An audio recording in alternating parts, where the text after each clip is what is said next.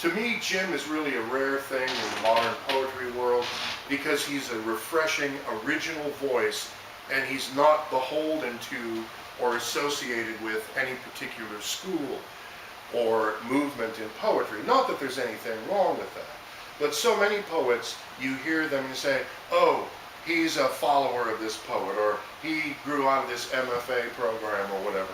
Jim is really a fully formed original.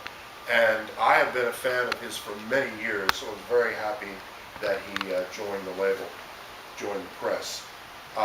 His first chapbook for us, Pieces of 8, was an investigation of the number 8 from many different perspectives. And since this is poetry, the 8 also worked its way into the form and structure of the poetry itself. That was the first one that he did for us. His most recent one, do we have one of those up here? Yes, we do. And it is for sale here. You can get one. Is Thelonious Fake Book. Do you have one of those, Michael? Okay. And Brad, I think you have one of these. This is an attempt. It's not an attempt, it's a success. This is basically Jim transposing the work of jazz composer and pianist Thelonious Monk to the poetry page.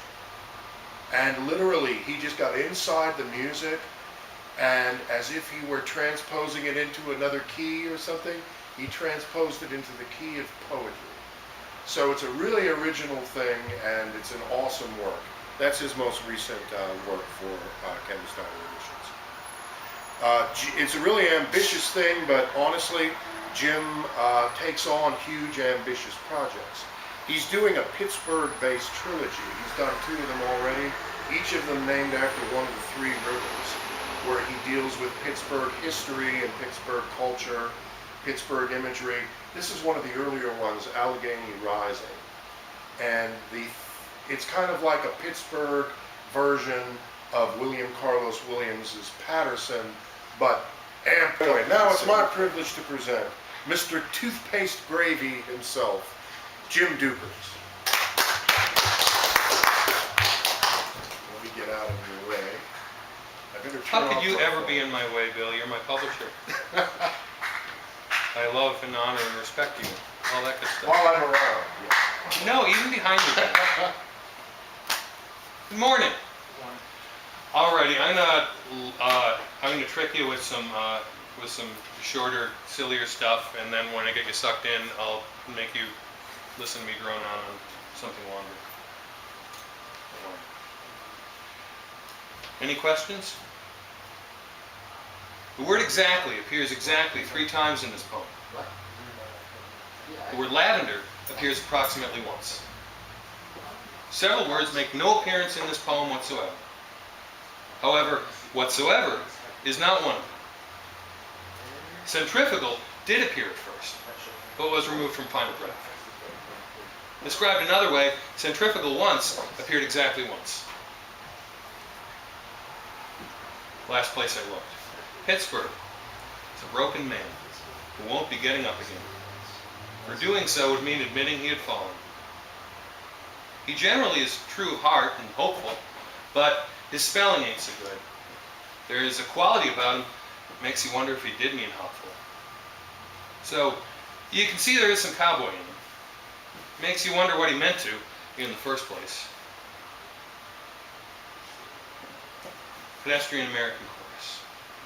Your steps will take you places when your life is steeped at walking paces.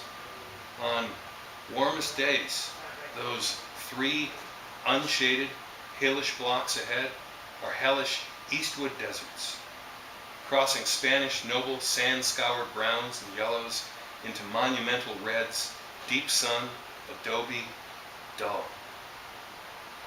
If you save your breath, I feel a man like you can manage it. Mockingbirds.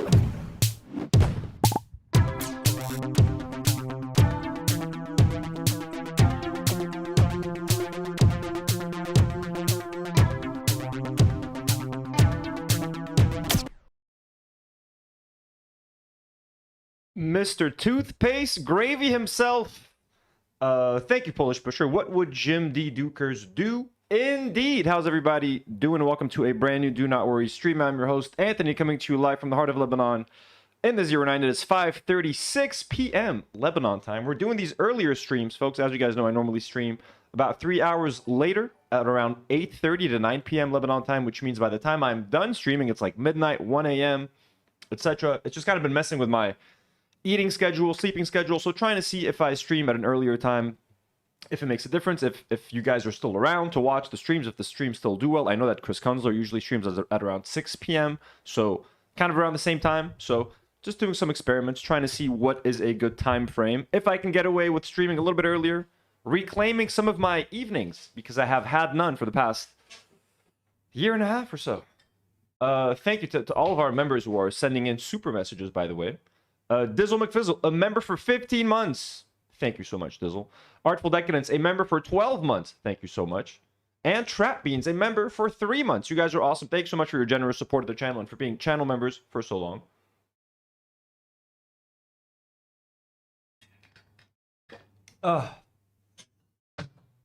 Mad Dog Maddie says, don't usually catch y'all live, almost 1 a.m. here. So is this a better time for you, I'm guessing? Poker Ray Joy says, sorry to hear about all the attacks by Israel. Well, thank you. Yeah, they're going kind of crazy. We're going to be talking about that today. Before we get going, folks, yeah, today we're going to be talking about Lebanon and Israel, and then we're going to be finally, I'm going to finally be reacting to Sam Seder versus Jillian Michaels. I've been very excited to watch that conversation slash debate slash smackdown. I hate Jillian Michaels. I love Sam Seder. So it should be fun. Before we get going, just wanted to remind you guys, if you want to support the channel, feel free to become a channel member. We have a goal of 1,000 members by my birthday, September 26th. So if you guys would like to become a member, consider supporting. Members get exclusive live streams and content, as well as my love and admiration. And you guys get, fun little stickers and stuff in the chat. Let me take a second to thank some of our lovely channel members. Members such as Dandelion Mel, Steeped Tay, Baltar 2006, BB Flea, Malicious Mel, Afi WO, Tommy D143, J of the Dead, Betty X Rage, also Pale Prophet 212, and Dick Forest. Thank you to our lovely members, especially Dick Forest, for being a member for 23 days. And, your name puts a smile on my face. You and well, no, not the other one. Thank you. I appreciate you guys so much. Whether you've been a member for a day and you've been gifted a membership, or whether you've been a member for 10 months and you've been paying, we love and appreciate you. Thank you so much. It really makes a massive difference over here. And obviously our eternal channel member, Jim D. Dukers. Also, our lovely patrons who also get exclusive content, such as Nour and Karine's Cursed Show Fantasy Board Review. I'd like to thank our God tier patron, Eliane Mujaber, a brand new Patreon tier called Angel Patrons. Our Angel patron, Jim D. Dukers. Let me add that. Then I got to add that to the credits. Angel patrons. We only have one of those. Because he's already a patron. Just like he's a support. Every single way he could support, he did it. And now, he has become an Angel patron. The one level above God tier, Mr. Jim D. Dukers. Also, God tier patrons like Eliane Mujaber, we appreciate you. Superhero patrons like Legal and Lipstick, who just joined the channel. Thank you so much, Legal and Lipstick, for supporting the channel. Ezekiel B, A Rose for You. Maroon Bouslayman, thank you so much. Blonde patrons like Riz, Matthew Bax, Bomb Venusaur, Dopamax, Cole Drew, and Morgie. Also, abductee patrons like DG, Jesse Hyde, Selena Francis, Kara, Selena Francis, Dizzle McFizzle, thank you so much. Also, we got Haley in there. Thank you so much, guys. We appreciate you. We love you. You guys make this show possible. Okay. Now, not thick forest poker Ray Joy. Okay. With all that said, just a reminder that you guys don't need to be a patron. You don't need to be a member to support the channel. Simply like the video, subscribe to the channel. You don't need to be sending any super chats. No pressure. There's never any pressure to do any of that. Just enjoy the show. Come here, hang out in the live chat. Click that like button, though. You can do that. Subscribe to the channel. Become a Do Not Warrior, the free version. Also, hop into the live chat. Say hello. Consider joining our Discord. especially if you want to talk gym. By the way, if you guys enjoyed that gym video that we were watching at the beginning, you can find it on Jim D. Duker's YouTube channel. Let me bring myself back over here. This one's called Jim D. Duker's Live in Pittsburgh, Part 1. So apparently he had a little Pittsburgh reading in a local bookshop. So I figured I really wanted to start the episode with this one because I like the publisher, Jim's publisher, kind of giving some context as to why Jim is such a special poet and why he's such a unique talent. So I figured it was important to hear him speak as well. And please consider subscribing. Jim's channel is at 169 subscribers. I want him to hit 200 subscribers. So if you haven't subscribed to Jim's YouTube channel, please do. The link is pinned on top and at the bottom of the live chat. Let's help people discover Jim, you know, after his passing. Let's keep his videos alive. Let's keep his YouTube channel alive. Go watch one of his videos every day, every couple of days. Leave a like, leave a comment. Keep these things alive. Keep that page alive. We're the only ones, you know, us, his family, his friends, the people he's touched. We're the ones who can keep Jim's legacy alive. Our beloved little Jimbo. So please subscribe. I want to see that number go up every time I refresh the page. Okay, he's got tons of beautiful poems over there. So look at all the stuff. A lot of nice stuff. 170 subs already. Look at that. Tons of poems that we can enjoy over the years. Zaytoon0 just became a member. Let's go. W's in the chat for Zaytoon0. Thank you so much for supporting the channel, Zaytoon0. We love you. So yeah, I want everyone to subscribe to Jim's channel. I know most of you here have probably already subscribed, but you know, it's just an important reminder. Also, consider... Where's my other one? Where? Oh, yeah, we gotta close it. Also, please do consider subscribing to Tino's Playroom, okay? Hey, Jim used to love Tino's Playroom. I'm kidding. He tolerated it because he cared about me and he liked me. But this is a very fun channel where I might. Okay, I'm not sure. I'm waiting for the thumbnail and I'm waiting to see if I'm gonna have time. I might start the Cantina build tonight, folks. We might start the Cantina build tonight, so subscribe to Tino's Playroom. The Cantina build is coming soon. Okay, I build Lego over there. I play video games. It's a very fun, chill, nice, casual channel. I do Lego reviews. We just brought back Dark Souls 2 with Elias, so I'm back in the Dark Souls world. Subscribe to Tino's Playroom. You'd be doing me a big solid. We also have a nice little community there popping. I'm going to be doing... And sorry, I'm behind on members content because of everything that happened over the weekend, so I need to get my head back just slightly in the game. I have a members live stream plan for Tino's Playroom. We're going to build a little extra Lego set that I have and just talk and chill. Also, big build. So Cantina is the next Lego set we're building there, and we got Dark Souls 2. So consider subscribing. We'll appreciate you forever. And yeah, also, quick update. Jim's fundraiser is up to $652. This is cash that's going to be used. Let me share that. It's probably in the description of this video, the link. This is a fund that's going to be used for Oliver, Jim's cat, in case he needs anything. For like relocating him to his family's home or any expenses at all. If anything comes up where Jim's family needs any cash for Oliver, this money is reserved for that. If not, we're going to donate it to any... We'll discuss it and we'll decide in the Discord how to spend this money. Maybe someone in the Discord knows of a local shelter in your area that needs help, or a local animal that needs help, or someone that needs support. We'll appropriate that money and we'll send it over and we'll figure that out. So this is a fundraiser in Jim's honor, and we're going to do an annual fundraiser to raise money to feed abandoned animals in Jim's honor. All right. A lot to go through. I'm known for my long intros, aren't I? We're getting new records. 13 minutes and 52 seconds. Just get to the point, Anthony.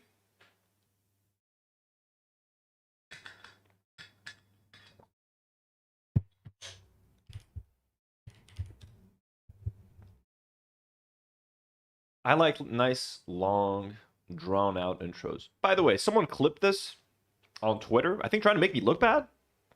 Or making Noah look bad? I don't know. Noah Samsen and Anthony from donotworrypod discuss the lawsuit funds and fundraising. Now, this is a page that apparently Ethan has shouted out on his channel. Seems to be very anti-Noah Samsen. Please listen to this and tell me, what did I say here that is like clip worthy? That makes me look bad? It's annoying, but honestly, you've been forced into this situation, you know? I'm sure it's annoying, but honestly, you've been forced into this situation. You know, I'm sure you would rather this be a pure charity stream or something, but That's that's been not. That's not. the most frustrating thing to me is because I sort of am doing I don't know, I had always planned on whatever money that I received in support of the lawsuit I would never touch any of it. I would just donate it. Given the time constraints though of like how long it takes to do, you know, certain measures and how long they can drag it out with appeals and things like that, it's sort of uncertain what can happen. But ultimately, like, yeah, I think, you know, there's ways to get around the constraints of that to support people, support Palestinians with the money that's coming in. Polish says I can't hear it. I would say just try to refresh, I guess, if anyone doesn't hear or if you're getting audio issues. It might be from my end, but right now everything seems to be working here. And GoFundMe's kind of like super stringent about it, so I understand that's a part of it, but they also take, I mean, 3%, you know, when you think about 3% of a fundraising, you're like, oh, that's not that much. But if you make 100,000, that's $3,000. That's a whole family's, you know, funds for a period of time. So the groundswell of support has been really cool, but it is a weird. That's what I said last time when I did the last stream. I was like, I could do a lawsuit fundraiser that feels fucking evil because it's just lawyer fees that you're paying for, and the whole you know, the whole discussion around my videos has been about, like, you know, they're about Israel Palestine, they're about Gaza, so that it just feels so wrong to even think about it. And so yeah, that's the result of you know. I want to stop you right there. Don't feel bad. You already did a fantastic job last year with a massive fundraiser, raised over $500,000. So everybody knows you're only doing this because you have to. Please don't feel any like this is coming from me. Whatever money you raise, use whatever you have to on the lawsuit right now. Don't worry about donating. You've already done more than your part. You've done more than anyone I know, raising over $500,000 for Palestine. So that is a massive, massive achievement. And you've been put in a very difficult position, and it could have been any one of us, and it has been. The way some of these have been going, it's just like random. It's like, yeah, are they upset that I said you've been forced into this position? Look, he shouldn't have made that video. I'm sorry, he's been forced. Everybody makes videos about people all the time. Just write down Hassan Piker sucks on YouTube. See how many videos come up. Just write down iDub sucks. See how many videos come up on YouTube. You don't see iDub suing people for defamation. You don't see Hassan Piker suing people for defamation, and especially when the video that Noah made, he's backing it up with facts and data. Like, this is why I believe that people like Ethan Klein, you know, according to Noah, are perhaps backing a genocide. Like, he has a whole thesis, and then he goes along to prove it in the video. Whether you agree or disagree, that is up to you. But to say that he's defaming someone, I think that's unfair. Like, he tried to at least prove what he's saying. He wasn't just mindlessly insulting someone or calling someone a Zionist just for the fuck of it. He had like a thesis, and then he goes along to try to prove that thesis throughout his video. It's people that, you know, I'm not gonna get into that, but I think it literally could be you just got chosen for this thing that is unfair, and it's unfair for you to have to stand and have to deal with this by yourself. So this is why everyone is happy to be here. Everyone in the chat is happy to be here. All of your guests are happy to be here. So don't even feel the need to explain yourself. Lawsuits are extremely expensive. One of the reasons why this was that is because it's expensive. It's because it's going to put financial stress on you and like emotional stress on you. So don't. You deserve all of this to fight this, and like we're all. This isn't just against you. This is against all of us in a sense, and you're representing a lot of people. You know, by doing this, you're standing up for a lot of people. So don't feel any pressure. You deserve. So like, yeah, is it like he's telling him he deserves the money instead of donating for Palestine? We start the clip by saying, I know you would much rather be donating for Palestine. He's out there being, he feels frustrated that he's raising all this money, and instead of donating it, he's having to spend it on lawyer fees. So no one's happy about this. I would much rather be on a Palestine or a Lebanon fundraiser stream. He would much rather be hosting one. Like, no one's happy about this. And when I say someone like deserves the money, like, I'm sorry. Yeah, he deserves to not go into bankruptcy should things go awry in court. Like, he didn't do anything wrong. He made a video, and he made some very good points, and you know, I think he backed up his point very well, as we have on this channel, as a lot of other people have when they accuse Ethan of making Zionist talking points. So should Noah be abandoned because he randomly got chosen by Ethan because he got his feelings hurt and he's trying to just get to Hassan whatever way he can? So he's trying to like sue all these people that are either associated with Hassan or have worked with Hassan or whatever. So yeah, and I'm sorry, like doing a massive fundraiser that earns over $540,000 for Palestine. He's proven his pro-Palestine credentials. Like, I'm sorry, all the videos he's made, all the awareness he's trying to raise, and raising a whole ton of money on top of that. If the guy needs to raise some money to pay for a frivolous, meritless lawsuit, fuck yeah, he deserves to do it, and he deserves to get support, and I'm gonna say it. So that's all. So I don't know, whatever this clip was trying, like, what does this guy say? It's unfair for you to be put in this situation where you said a Jewish person is pro-genocide. Then they have been nothing other than critical of Israel and voted against Netanyahu twice. Ooh, twice. Okay, great. Anyways, what is this guy trying to be the next Yeet? Yeah, it's annoying, but So I read. you've been forced. I was reading someone's reply. This guy. But like, yeah, is this the next Yeet? Essentially, what is this? Stream Standard Goosey, writer, producer of LUS on YouTube, founder and writer for Stream Standard. Read on Substack or Tumblr. Just it's all anti-Noah Samsen stuff, and he just retweets anti-Noah. The Noah Samsen Marathon fundraising stream is finally over, as if he was forced to watch it. Like, I don't understand. I hate people that force themselves to watch things that they hate. Also makes me laugh. Okay.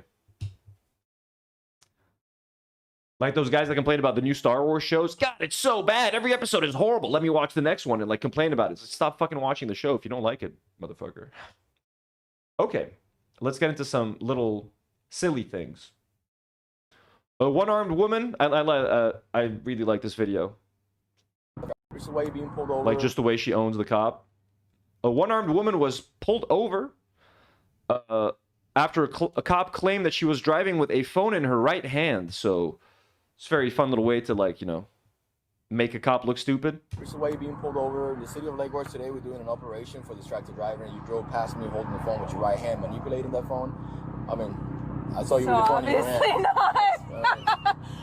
So you want to just call this a day? Or? I don't want to call it a day. You had a hand up manipulating You just the said phone. my right hand. Well, I thought I saw you with How did they release this footage? Like, why did they even release this footage? your right hand. You So had a you hand didn't. up. The right hand. I saw you So you manipulate. didn't. With the right hand, perhaps not, right? But I saw you manipulate. I just love she keeps like shoving it, like, look, motherfucker. Didn't see me with my right Okay, hand. so are you saying that you saw me with my I right know what hand? I just said. I know what I just said. I'm asking you now. Did you yeah, or not have your phone on your hand? I did not. You did not have your phone in your I hand? did not. Hand to God, you didn't have your phone in your hand. Hand to God. The other hand to God, you didn't have your phone in your hand. Hand to God. Are we sure this isn't like a skit? Like, are we 100% sure this is not like a skit? Like, what? Since when does a cop ask someone, like, hand to God? Swear to me, promise me now. You didn't do an illegal U-turn now, did you? Hand to God. Come on now, you little rascal. Like, is this how? She has to go to court for it, so now the body cam footage is out. So this is real? What the fuck? Hand to God. Promise me. Pinky swear? You pinky swear, little one? You didn't hit that guy? You didn't hit that jaywalker over there? You sure? All right, then. I'll let you go. Like, just what is this? Like, other hand. Like, hand to God. Okay, other hand. Like, you couldn't write this better. Like, this is ridiculous. Like, how is this not an SNL skit? This is why you're being pulled over. In the city of Lagos today, we're doing an operation for distracted driver, and you drove past me holding the phone with your right hand, manipulating that phone. I mean, I saw you So with the phone in your hand. obviously not. So you want to just call this a day? Or? I don't want to call it a day. You had a hand up You manipulating just the said phone. my right hand. Well, I thought I saw you with your right hand. You so had a you hand didn't. up. The right hand. I saw you So you manipulate. didn't. With the right hand, perhaps not. Oh, Bacon and Meg says you can always request to release body cam footage. We did it to my boss who got a DUI. Oh, shit. You can even do it to someone else? You went and got your boss's footage without his or her consent? Right? But I saw But you. you didn't see me with my right Okay, hand. so are you saying that you saw me with my I know right what hand? I just said. I know what I just said. I'm asking you now. Did you yeah, or not have your phone on your hand? I did not. You did not have your phone in I your did hand. not. Hand to God, you didn't have your phone in your hand. My right hand. Well, I thought I saw you with your right hand. You So had a you hand up. didn't. On the phone in your hand. Hand to God. This lady's a legend. If this is real, this lady is a legend. He just couldn't take the L. Yeah, that's pretty good. Okay. Ooh, that's what I wanted to do. I wanted to get more footage from the flotilla stuff. 1 second.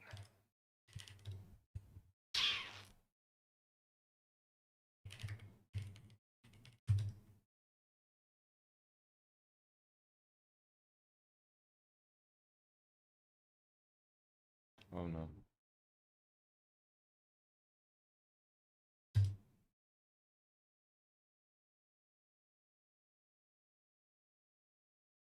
Is the one? ברוכים הבאים. תסתכלי. תראי איך הם נראים. צריך להיראות. My god.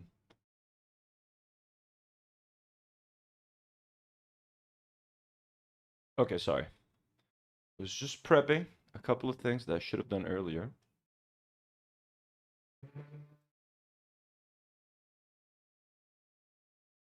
So this is one of the guys that was kidnapped on the flotilla recently. That was they were detained in Israel. I'm not sure what's the name of this latest flotilla. Here's just the footage before we get to listen to this man's account of how he was treated by the IDF once the IDF captured their flotilla and everyone on it. Here is footage of Ben Gvir essentially taunting these people, like torturing them. ברוכים הבאים לישראל, אנחנו בעלי הבית. אנחנו בא. I know that. אנחנו באים, יא אלה. אנחנו בעלי הבית כאן.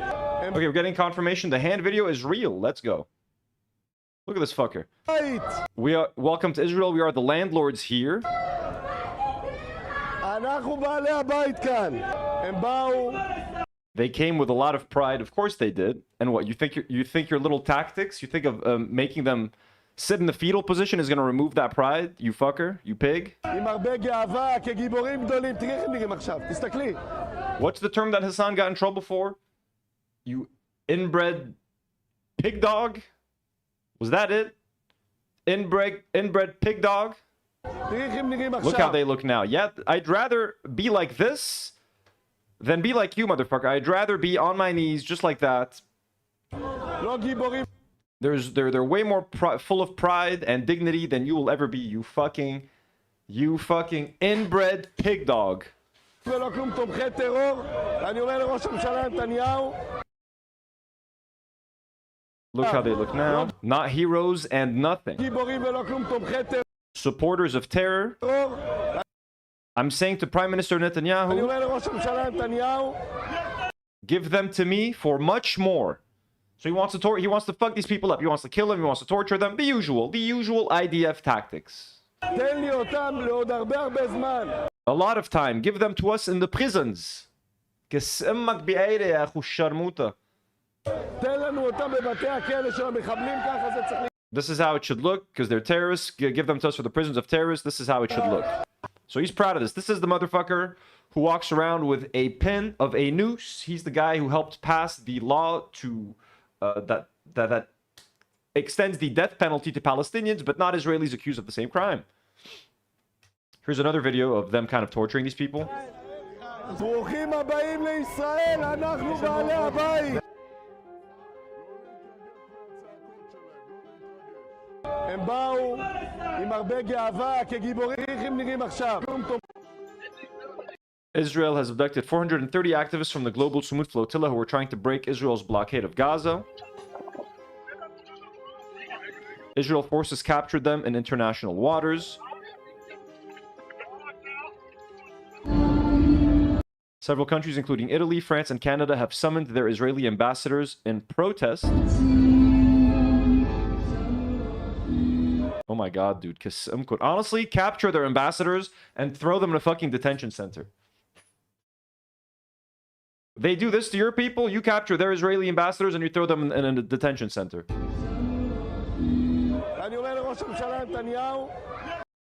Kamak says, have you guys heard of Albania selling a piece of land to Israel? Oh my god, that sucks. I am so sorry. I am so sorry about that. That means Israelis are coming. Holy fuck.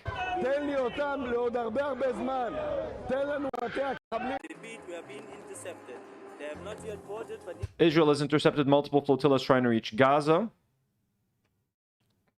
Activists have repeatedly reported torture and abuse in Israeli custody, including sexual assault. Free, free Palestine!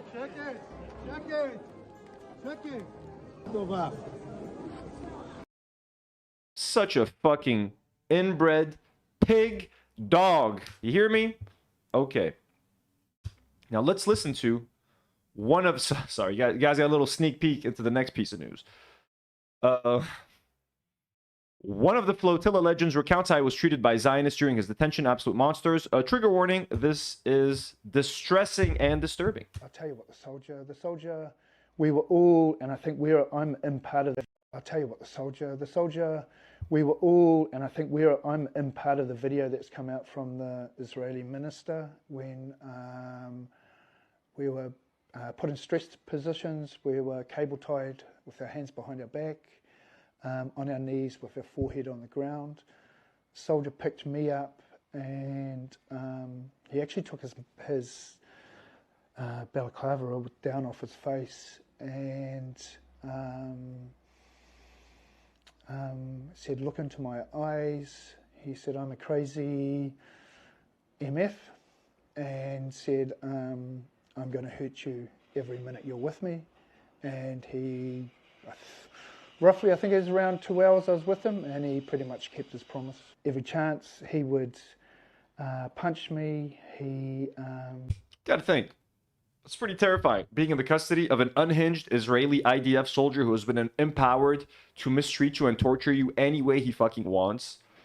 You know, prison guards are already scary. Imagine an Israeli IDF Zionist piece of shit with a god complex out here to try to embarrass you and try to make you look bad. That is fucking terrifying. Not for a guy like that. This guy's a fucking G. And you wouldn't have face tats like that if he wasn't a fucking G. But just think about that. And think of an average Palestinian that has to deal with that every single day. Knocked me out at one stage. We went into a room just before we got strip searched, and they pushed us down from the head down, so we were sort of bent at the waist. We weren't allowed to look up, and he just ran me into a wall, and I sort of regained consciousness with my hands behind my back, getting dragged across the floor into the... Keep in mind, of course, the Israeli is going to do that when the guy has his hands tied around his back. He can't defend himself. They're surrounded by other guards. Like, they go after people that cannot defend themselves. Women, children, men that are tied up. That's how they feel big and strong and good about themselves, and that's how they impose their power. And the world just watches. Room that we were strip searched. And there he... people say he's Maori, his face tattoos are cultural. Yeah, I figured it's from New Zealand. So yeah, those are definitely cultural tattoos. You can tell by the patterns. Quite strikingly beautiful, honestly. I was stripped naked and he pulled out a taser, and he came walking to me with a taser saying that he was going to taser my genitals, and at which stage... But can you imagine that? They're already strip searching you. You're naked. You're extra vulnerable. And this psychotic motherfucker, Israeli, is holding a taser and is threatening to taser your genitals. Guy walked in, and I'm still trying to process what his role was.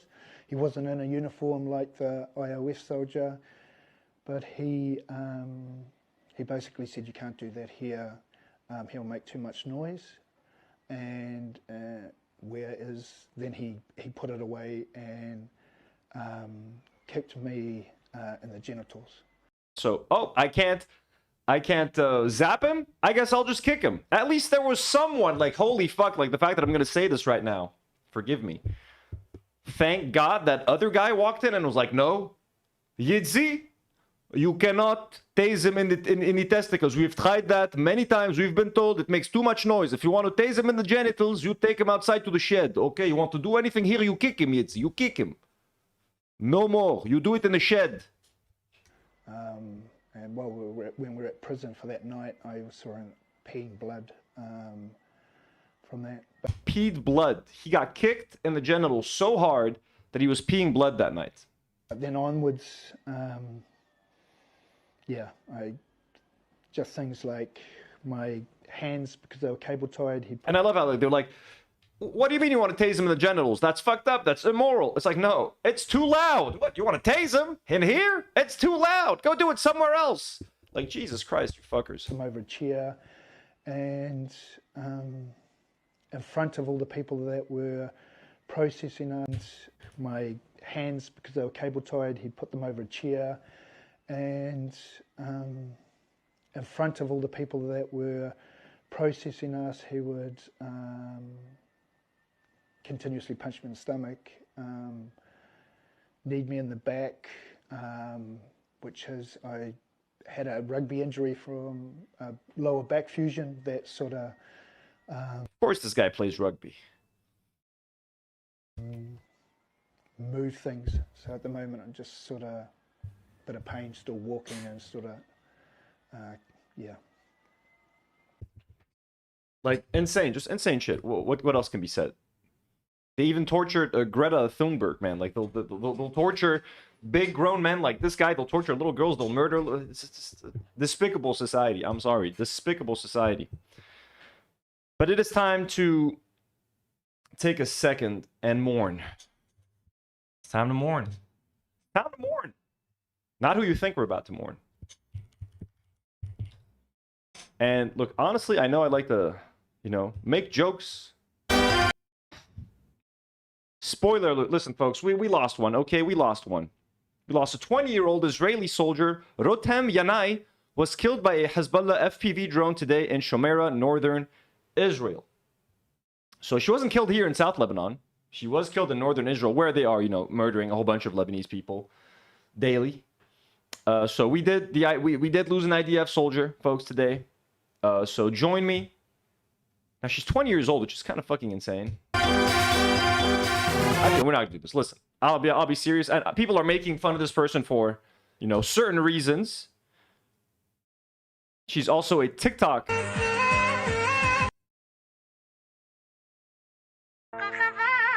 She's also a TikTok influencer. Is that the same person? It might be the same person. I think it's the same person. But anyways, this is gonna sound weird coming from me, folks. She's in the IDF. She's 20 years old. This girl's 20 years old, man. You know what I'm saying? Like, Israel, stop doing this shit, bro. Are you happy sending your kids to die like this at the border, in our country, or at your border, man? First of all, you're murdering thousands of us. Thousands of us. But hey, what about this young girl? All the obvious issues. She's a Zionist. She lives in Israel. She joined the IDF. At the end of the day, she was probably fucking brainwashed, and she was in there. And like, she's 20. She's 20. She's a child. She's a child who should know better, who should have been taught better. Like, sure, is the fact that she's in the IDF and she's trying to invade my country right now, I should be bloodthirsty, and I should be like, she deserves what happened. You know what I'm saying? And part of me, most of the IDF that get killed, especially the ones that are inside of my country, 100%, I don't give a fuck what happens to them. In fact, there is something I would like to happen to them. You know, to go from this to this when they're in my country. I don't want to see 20-year-olds fucking die, man. Wherever they're from. I want this person should have known better, should have been taught better, and should have gone back to wherever she came from in America. She should have gone back to wherever she came from in Europe. If she had, you know, come to Israel recently. But stop killing our kids and stop killing your kids, bro. Again, when we say Israel should cease to exist, I'm not saying the country should be fucking nuked and disappeared. The people of Israel, I want them to remain alive. I just want them to live side by side with Palestinians. I want them to be neighbors. I want them to walk out of their gardens and like say hi to each other in the yard once all the bad blood and stuff has faded away. But that's the goal. The goal was for 20-year-old Rotem Yanai. What I want 20-year-old Rotem Yanai to do is to live side by side with the Palestinians. I want her to accept them and live with them in one land called Palestine. Okay? I don't want this girl to die. Okay? And everyone's having a laugh at this. Everyone's making fun of her because she does TikToks and she dances and, like, you know, whatever. Maybe she doesn't have much of a neck. She should have been alive. No neck. Rotem should have been alive. and her necklace body should have been walking around and doing whatever the fuck she's people that are 20 years old are supposed to be doing, which is not dying in wars. And this is coming from a Lebanese person who hates the IDF, who hates Israel, who hates Israeli society, who is pro-resistance. But this rubs me the wrong way, and I wanted to make fun of this person and be like, ugh, and I couldn't, because this is like a child, man, a child that doesn't know any better, or that knew better but was fooled, or was convinced by someone that this was the right thing to do, by an evil fucking government and an evil system.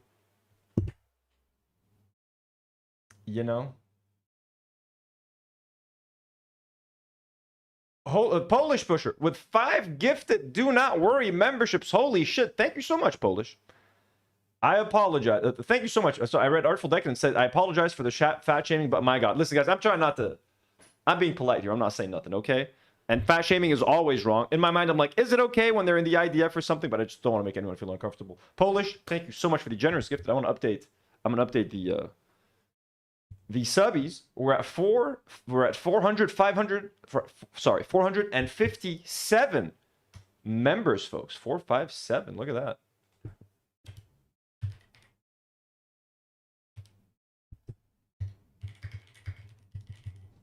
But bang, thank you guys so much. I'm trying to be mature about this, and I'm trying to be, because honestly, like, of course, she joined the IDF. She doesn't have to be in the IDF. She doesn't need to be doing this shit. But, you know. Drax says, RIP Rotandiani and Gnome Hamburger. Lydia says, nah, she eats children.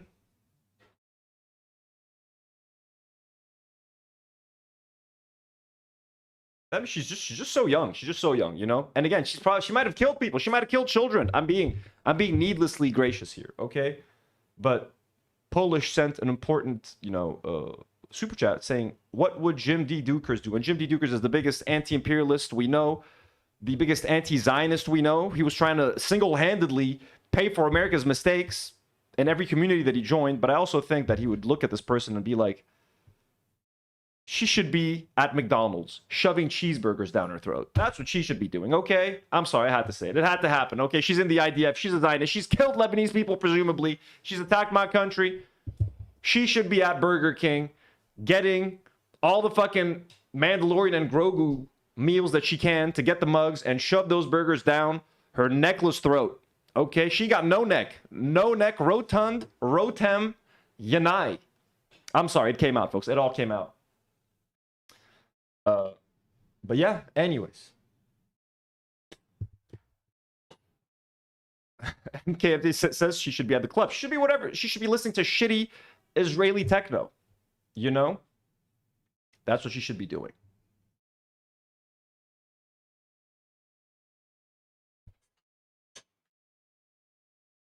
Anyways. Drax says, I wonder how many journalists she shot. Exactly. Listen, guys, I'm just trying to make a point here where, like, if we do want a one-state solution, which is what I want also, it's gotta have to be sad for this person, okay? I'm trying to be better. I'm trying to be better. Polish says you did your best. I tried. Okay, I tried. Hopefully she's eating some cheeseburgers in hell, okay? All the cheeseburgers, bottomless fries, milkshakes, everything. It's stocked to the T in hell, okay? Little Rotem, okay? So enjoy all the food that you want, all the TikToks. But yeah. She burning in hell. All I was saying was she shouldn't have been burning in hell. She should have been getting skin cancer in Israel because she's not supposed to be there. All right, moving on. Moving on to Lebanon a little bit. Zaytun says it's too late for one state solution. God, I want a cheeseburger. I'm killing for a cheeseburger. Truth V7 says, you're right, Anthony. We can't lose our empathy because they lost theirs. Empathy is how we want. I mean, I've lost my empathy towards them many times, and I've gone viral for it, as the H3 podcast would love to remind you. Any chance they can, and their fans. But I don't know, something about that innocent, not innocent, but like rotund, big, round face, and just reading the number 20. I used to be 20. I used to think I was old when I was 20, but now when I think of 20-year-olds, I'm like, these are fucking children. So, like a 20-year, like, you know. Anyways. Artful, yes, we will have a gym poetry. You guys want one now? I was going to do one before we move into the Jillian Michaels stuff. Jillian Michaels. Mustafa says, I think we can do better than making fun of an overweight mascot for genocide. I think we did okay. Mustafa, given the circumstances, I think we've done pretty well. We've done pretty well. Polish says she has a baby face. She does. She has a little baby face. We're trying our best. All right. Quickly in Lebanon, as you guys have heard, our government is kind of shite, and we have hundreds of thousands of displaced people right now across Lebanon, and now the number is just only about to go up again because entire regions like Sidon, Tyre, and Nabatea have been evacuated yesterday and before yesterday. Now the Lebanese state has sent law enforcement to take down tents in certain areas that like Lebanese tourism want, like free, like places where there's clubs. So throughout the war in Lebanon, we keep hearing that the state is not doing anything, that it is standing idly by as Israel devastates the land and its people, but that's far from the truth. Other than its outright collaboration with the enemy against this land's rightful and righteous resistance, the state is doing what it does best, protecting private capital at the expense of the displaced. Earlier today, security forces were sent to dismantle the tents of displaced people in Biel. Now, Biel is kind of a slightly higher end area. There's a lot of big places, of big like clubs and places where people like to go for nightlife. So I guess according to them, they decided that it's not a nice sight to have all of these displaced people there, you know, in their tents. That doesn't look nice. That doesn't look classy. People that want to get drunk and spend thousands of dollars at a fancy club, they don't want to see all of this poverty porn, this war porn. We don't want any of that in the country. So the state decided to send our very own cops to destroy these tents. Now, what I heard is the excuse they gave is that they're destroying these tents because these are not for Lebanese refugees. Apparently, because there are a lot of non-Lebanese that live in areas like Dahye, because it's more affordable for people to live there. So there's a lot of Syrians that are also displaced internally in Lebanon. There's people from the Philippines that are internally displaced in Lebanon that are also now in tents around the country in Beirut. So the Lebanese state was like, okay, you know what? Lebanese people have a right to set up their tents there, but anyone who's not Lebanese, we're taking down their tents. So they went to this camp, which had, I think, a lot of Syrian people and perhaps people from the Philippines or anywhere that is not Lebanese, and they just took down their tents. Like, yeah, as a Lebanese person, you deserve to have a right to be displaced in Lebanon and put up your tent somewhere. But if you're not Lebanese, they're not going to allow it. And I'm sure there was a bunch of Lebanese people there. Anyways, they just took down a bunch of tents. This is pretty fucked up, pretty inhumane, horrendous. Haley D sends a $2 super chat. Thanks so much, Haley, and says Jillian Michaels would bully her worse. Oh my god, Jillian Michaels would have a field day with Rotund Rotem. She would kill her. But actually, as once they find out they're both Zionists, she'd be like, listen, I got your back. Here's a cheeseburger. And she would sneakily give her some cheeseburgers. I think Jillian Michaels would make exceptions for Zionists on the show, you know? Oh, you love Israel? Here's a McDouble. Anyways, our state is horrible. And so yeah, here's more about the evacuation. So Israel is now openly ordering the displacement of two major Lebanese cities, Tyre and Nabatea. Not border villages, entire urban centers filled with civilians, hospitals, schools, and refugee camps. This is Tyre, by the way, just for context. Look how massive this is. This is like 5 to 10% of like the land mass of the country. This is like a massive chunk. Look at all of these cities. Sur, Bahsa, Al-Bas, tons of places. Mashu, Naba, L'Hdoush, tons of fucking places. They call them evacuation orders. In reality, it is the forced emptying of southern Lebanon under the threat of annihilation. The message is simple: leave or die. At some point, people need to stop pretending this is about security and start confronting what it is increasingly looking like: the clearing of land for long-term expansionist aims. Today's title of the video is very accurate. Israel is ethnically cleansing Lebanon. They're ethnically cleansing the shit out of Lebanon. They are destroying complete villages, complete towns, and evacuating them. They're doing Gaza 2.0. Lemon mint cat. sends a $5 super chat. Thank you so much. It says Free Palestine TV has a video with organizers with the displaced. It's seriously so cruel. This is the evil of capitalism. We'll try to check that out. With the organizers, with the displaced. The organizers of the displaced, we're talking about what's happening. Let me try to see if I can quickly find that in a second. But yeah, so this is mass evacuation orders. Again, happening these 2 days. Lebanon's health ministry, according to Drop Site, says Israeli airstrikes across southern Lebanon killed at least 31 people on Tuesday, including 4 children and 3 women, while wounding 40 others. 14 people were killed in Burj al-Shmali near the southern city of Tyre, home to a Palestinian refugee camp, Lebanese authorities said. Israel carried out more than 180 strikes across southern Lebanon and the Bekaa Valley on Tuesday. 180 strikes across southern Lebanon on Tuesday. That is an insane number. I don't even know how to like contextualize this number. 180 strikes in one day, just in the Bekaa Valley on Tuesday. Local media accounts report, despite the U.S. brokered ceasefire. Crazy. The numbers are fucking insane. This is, look at this. This is in South Lebanon. A shepherd and his herd are passing through Zifta as Israel bombs South Lebanon. Look at this. Imagine the fear.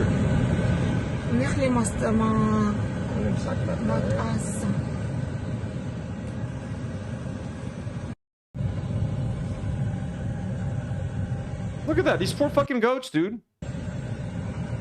How terrified must they be? A fucking bomb like this one dropping. I hope none of them got hurt. I hope no one got hurt. God bless these goats. Remember the video of the herder walking his goats like through Beirut because he was trying to like get them across like somewhere else?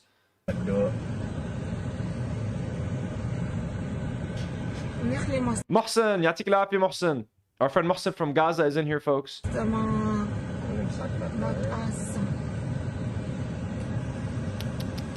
These little goaties, oh my god, I want to pet each and every one of these little goats.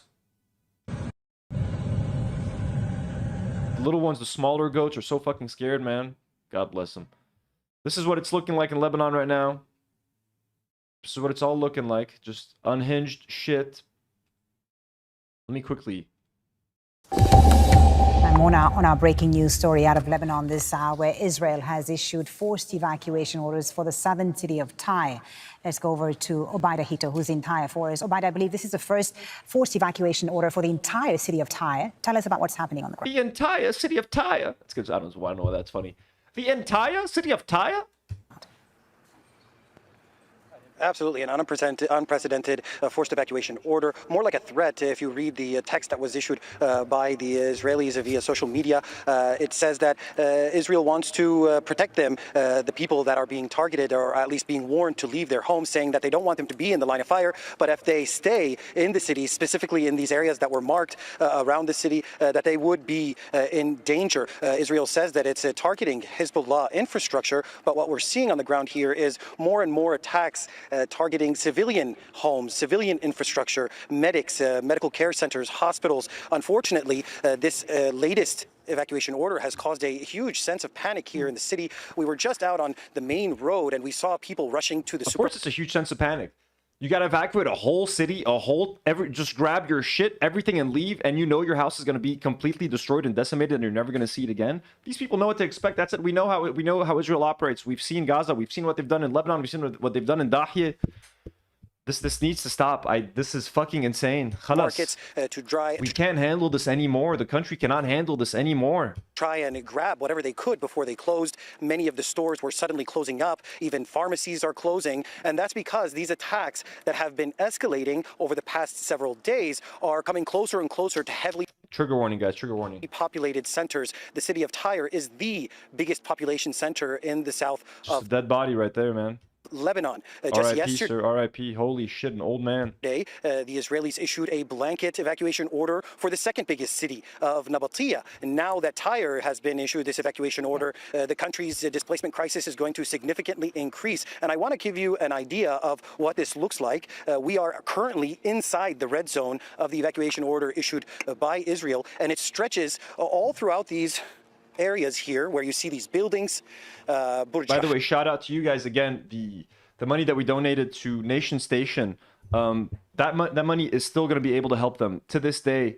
feed the displaced. Like, keep in mind, like, you know, and I'm so glad we were able to give them double. Our goal was to give them 10K. We were able to give them 20K. So they can feed so many people. And the displacement crisis in Lebanon is back up. It's going crazy again. So I'm glad that we did what we did when we did it, and that we can still be feeding people. Burj al-Shamali, and then Al-Hosh, and then once you go towards the sea, towards the coastline there, you will see the Rashidiyya refugee camp.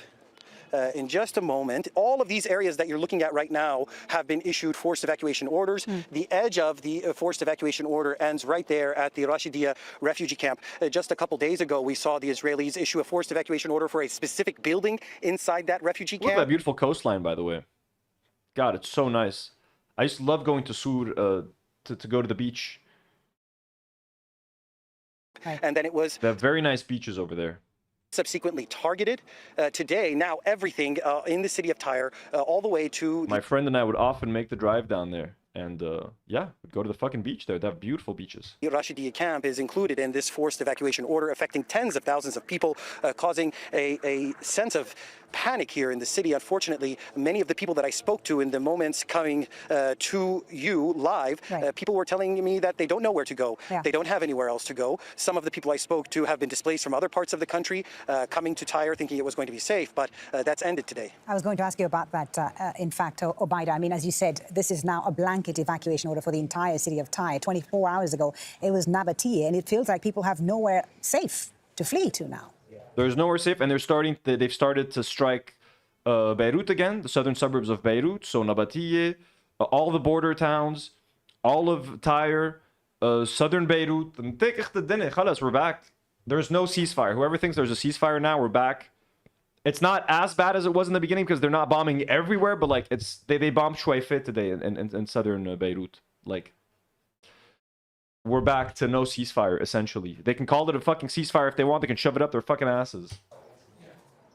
Absolutely. We visited the site of an attack earlier today in the Burj al-Shamali neighborhood. That building that was struck actually had families that left Tyre, left Burj al-Shamali, and then returned thinking that things were going to be safe during the ceasefire. But at least 14 people were killed, and the rescue teams were still pulling bodies out of the site of that attack. And there are similar situations in multiple locations around the city of Tyre, and then into Lebanon's interior. The Israeli attacks continue to escalate, especially in the east of the country around the Nabatea district. Which is just south of the city of Nabatea. Yesterday, they were pushed back by Hezbollah forces. Today, they've tried again to push forward towards Zotar al-Sharqiyya, and that fight continues. But all of that being said, it's coming at a huge cost to all of these civilians caught in the crossfire. Tens of thousands of people affected by this latest evacuation order covering the entirety of the city of Tyre. And also very important to note that these forced evacuation MMC, how's it going?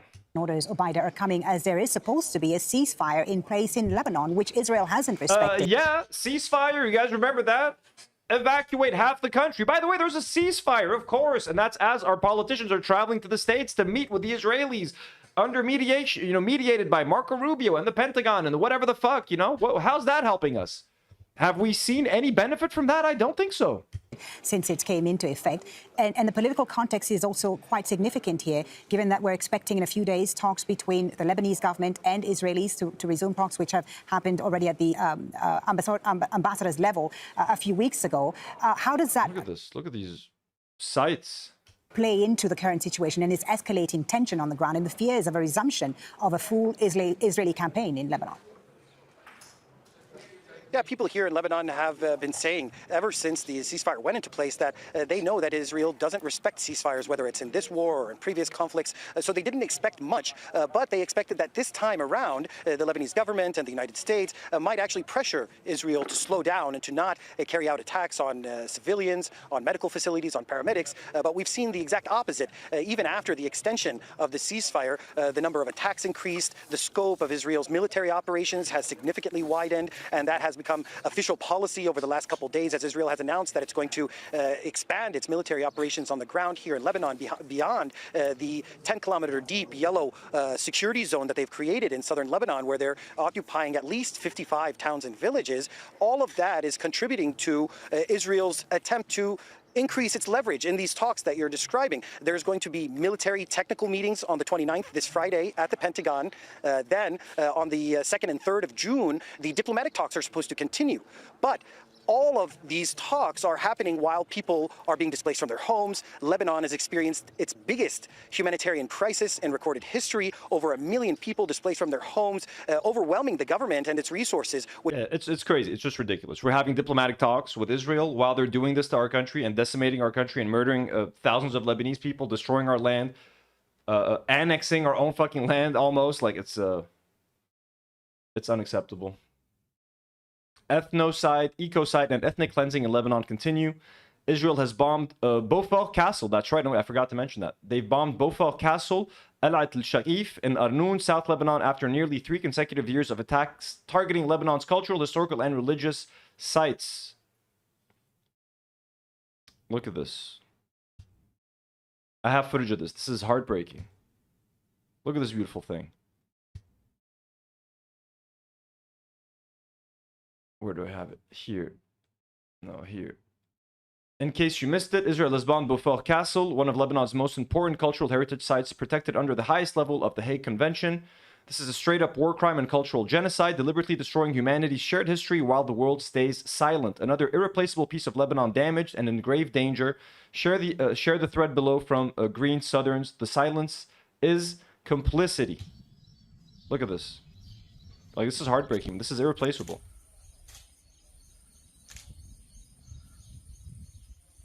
They directly hit it this time. They've been hitting like around it before. Now direct strike.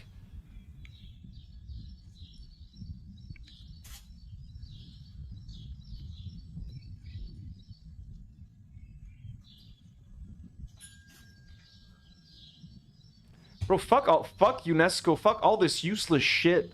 All this useless shit, the UN, UNESCO, it's protected under this, protected under that. My balls are protected under shit, man. Nothing is protected. Nothing is fucking sacred. Nothing. By the way, fuck that. I would rather they stop killing kids than doing this shit, but like nothing. Human life isn't sacred. History isn't sacred. Culture isn't sacred. Because peace. You want a peace agreement with these fuckers? Man. Sorry, this is infuriating to watch. Breaking. This happened last night, 3:30 in the morning. It's 3:30 a.m. in Lebanon, and Israel is issuing new displacement orders for entire residential areas in Tyre. People are asleep. Large parts of the city have little or no electricity after hours of bombardment, and internet and communications are unstable. How exactly are civilians even supposed to see these notices in time? This is the absurd cruelty of it all. Bomb neighborhoods through the night, target infrastructure, terrorize entire cities, then issue evacuation maps in the middle of the night and pretend this is about civilian safety. It's psychological warfare and collective punishment in real time. Leave or die. In the middle of the night, can you imagine like your grandparents getting attacked or getting like a notification? Like they're supposed to be on Twitter. Are our grandparents supposed to be logged into Twitter and to get notifications at 3:30 a.m. that they need to pack their shit and leave? Like, are you fucking shitting me?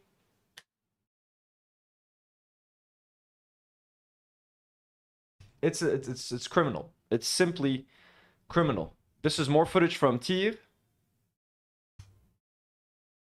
هيدا دمار الغارة استهدف مدينة صور بنزلة أبو علي جعفر مش هضل هي حتفرم بحر Complete chaos. مش هضل هي غارة تانية الغارة حي حب الله اضرب بقلب المحلات اضرب لي بقلب الازبادك ارجع شوي لورا ارجع. Like, I'm sorry, watching footage like this of your country month after month after month, like, it just takes a fucking toll. And then what am I supposed to do to protect myself from the mental toll? Ignore it, pretend like it's not happening, like a lot of other Lebanese people are doing? Pretend like nothing's happening because it's not affecting me directly? It's exhausting, man. Like, people just want to live.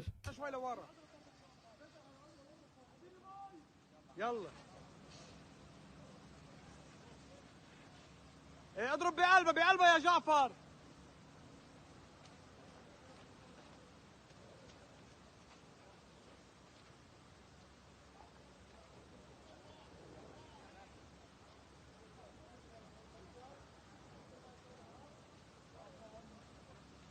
It's insane, man.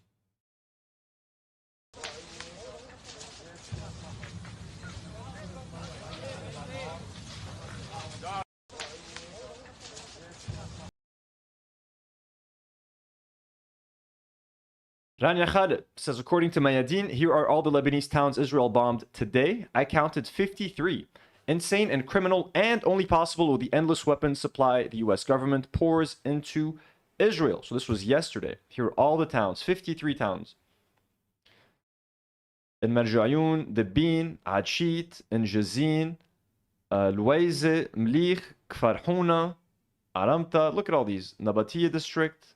These are all towns. Tyre, Tir district, all these 53 towns.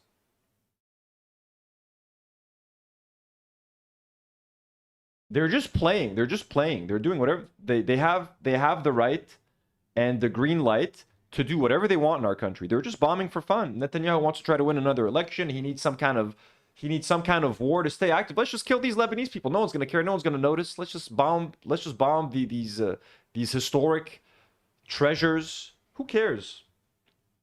Right?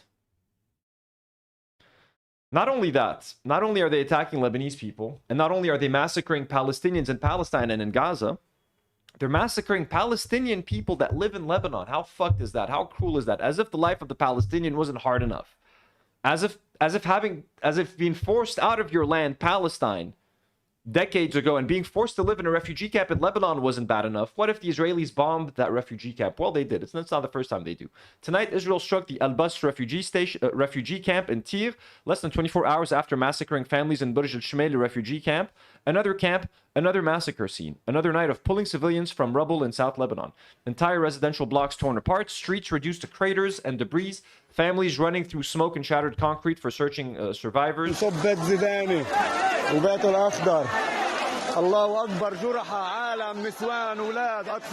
saying there's women, there's men, children, all sorts of injured and dead.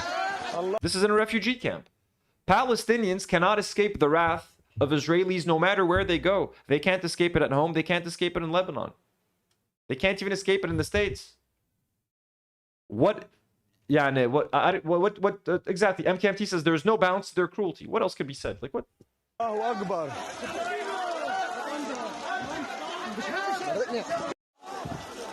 I've been to one of these refugee camps. I helped film a series of documentaries years ago, and these places are so tightly packed. There are so many little houses and built on top of each other, and like, you know, superimposed on top of each other that weren't supposed to be there. Like an apartment that was only supposed to be one story, they'll build a second story on top of it years later. It's like Lego, the way it's all stacked. So can you imagine dropping a bomb somewhere where there are so many people living so close together, oftentimes big families cramped into one small room? So just dropping one rocket there is insane. It's fucking insane because there are so many casualties. I've seen families of 6, 8, 12 in one room sleeping on the floor. It's nuts. So the amount of damage that this must have caused is criminal. I think this is the same footage. That is the same footage. Yep. Israel making things worse in Lebanon as leaders choose war over diplomacy, according to Gideon Levy. Let's watch. Israeli forces have started bombing areas near the city of Tyre after issuing forced displacement orders in all of southern Lebanon. The Israeli army says it was targeting a Hezbollah headquarters without specifying the location. At least 13 people have been killed in the latest attacks, which follows days of heavy bombardment across southern Lebanon. Israel said on Wednesday that all areas south of the Zahrani River are considered combat zones and urged residents to head north. Gideon Levy is a columnist at Haaretz newspaper, joins us live from there. Good to have you with us. So, Gideon, as you might have heard our correspondent, they're talking about an increase in the presence of Israeli troops in Zotar al-Sharqiyya, one of the areas across the Litani River. How significant a development is that? It is significant because Israel is got a decision to make things worse in southern Lebanon. The Prime Minister declared it just the day before yesterday. Once the war in Iran is blocked and Gaza is not very clear, Israel looks for some place to fight, and Lebanon is the natural candidate, I'm afraid. Without any... Gotta keep busy, gotta stay busy, gotta keep those IDF soldiers warm, you know? You don't want them to atrophy, they gotta keep moving. Hey, who do we kill? Boss, you know, are we done killing people in Gaza? No, but keep that on the down low. How about Iran? No, we're still figuring that out. We need to kill someone. Just go to Lebanon. Yitzi, go to southern Lebanon. Purpose, by the way, this war right now, except of bloodshed, has no purpose, no strategic purpose. The drones will continue to fly. It will not stop the drones, and other strategic goals are not even mentioned because nobody knows what are we doing there. Right, so I'm going to ask you a little bit about these. And yeah, this is our people are dying for nothing, essentially. My people are being killed for nothing. They don't have any goals. No one knows what the strategic goals are. We just got to bomb them more. But they've already said a month ago, they're like, we can't militarily end Hezbollah. Hezbollah can only be stopped by the Lebanese government and the Lebanese army, and we have to find a way to disarm them. So why are you going back to bombing the living shit out of Lebanon now? You yourself said there is no military solution to Hezbollah. What are we doing? What's the solution? What's the end goal? How long is the campaign? Are you taking some land, you motherfucker? Strategic and political goals here, but... Yeah, we're a natural candidate, exactly. They're just a natural candidate. It just makes sense. We're just a logical next step. But we're close to Israel. We're easy to bully. They have an excuse to attack us by using Hezbollah. So you know what I mean? Of course, we're always the natural candidate. We're the punching bag. After Gaza, of course.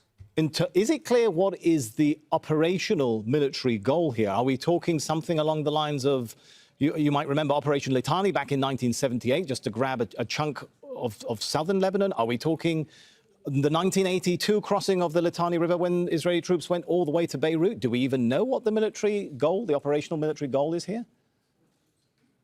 The military goal is right now to try to defend the soldiers who are there and are exposed to the drones without any means to protect themselves. So the main goal right now, the military goal, the tactical goal, is to try to prevent more killings. And we see... Yeah, did you hear about that? They're like setting up nets because Hezbollah has been using these FPV drones very efficiently to just go after Israelis and destroy their tanks and trucks and killing IDF soldiers, and they have no way to stop them. They've been setting up nets, like straight up like fishing nets over their equipment to try to stop the drones from taking them out. It's fucking ridiculous. On a daily basis, Israeli soldiers, the last one was a female soldier, are killed from the drones without having any answer to this.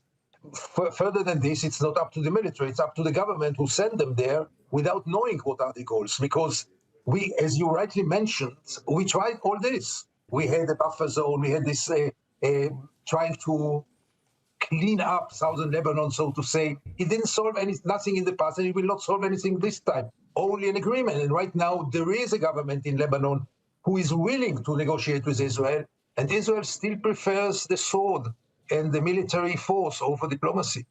Okay, what are the... Isn't Israel's dream? Isn't it their wish to finally talk to Lebanon and make a peace deal and have a peace agreement and diplomacy, etc.? Well, you're getting your wish. You have a Lebanese president who shockingly is willing to send people over to the States and meet with you, mediated by the one and only Marco Rubio. Of course, I disagree with all of that. But anyways, you know what I mean? And even that, they're still willing to jeopardize all of that. Not that they care about diplomacy. You remember when they were trying to make peace with Hamas, they killed the people that would negotiate on Hamas's behalf. They did the same with Iran. Like, you can't trust the US, you can't trust Israel. Fuck them, devil countries, evil countries. You want to talk about Amalek, motherfuckers? Because I'm going to be aided. Political calculations and strategic, maybe political goals of this coming ahead, of course, of what's expected to be elections at the end of the year? First of all, there will be elections, definitely. And I'm not one of those who think that Netanyahu does what he does only because of personal reasons or only because of domestic reasons. But no doubt that those factors are very, very influential. He faces a trial which approaches its end. He faces elections in which all the polls show that he will not be able to create the next government. So he tries what he knows best, to launch another war. And he will do it in Lebanon or in Gaza, with the hope that this will gain him popularity, which I doubt, because I think Israelis also are quite fatigued, quite sick and tired from all those wars without any purpose and above all without any achievement. But sure, that's a major role in his calculations, is to be in war. To be in war always gives you some kind of popularity in Israel. Thank you so much. Great country. Great country. Being at war gets you some kind of popularity in Israel. And then they tell me that Israelis are against war and that they're a nice society and whatever the fuck. Okay. We're about to get to our main attraction. Oh, do you guys want to quickly see the nets? YouTube. Israel uses nets, drones.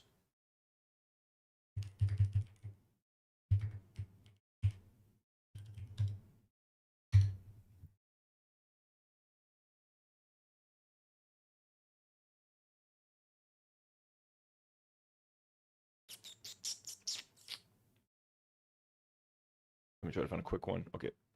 Let's quickly watch some of this. It's also an interesting kind of military innovation, so it does fit here. Just want to keep. This is going to be a. Let's talk about Lebanon, because a lot of news to break down out of Lebanon. We can go ahead now and roll B1. This is going to be a VO. Ryan, tell us what we're seeing on the screen. This is from Hezbollah. This is drones targeting the IDF.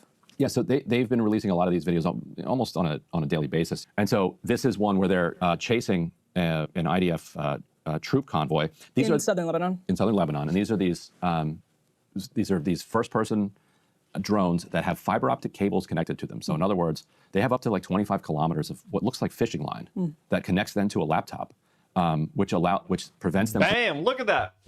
So these FPV drones have apparently been a fucking pain in the ass for Israelis. Hezbollah has just been like chasing them around with these drones, just fucking scaring the living shit out of them. Honestly, as they're in our fucking country, of course, as they should. Look at these fucking guys, terrorized, terrified.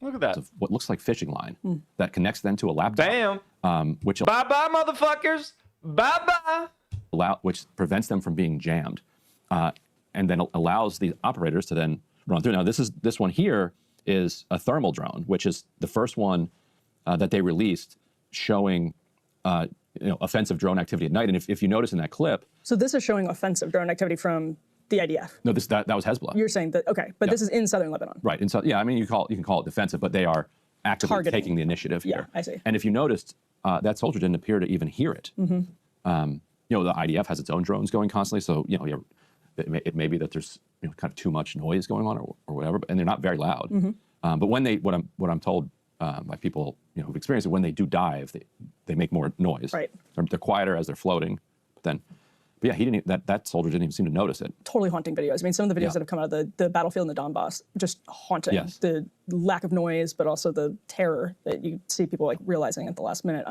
Ryan, we have another element here. This is from Electronic Intifada.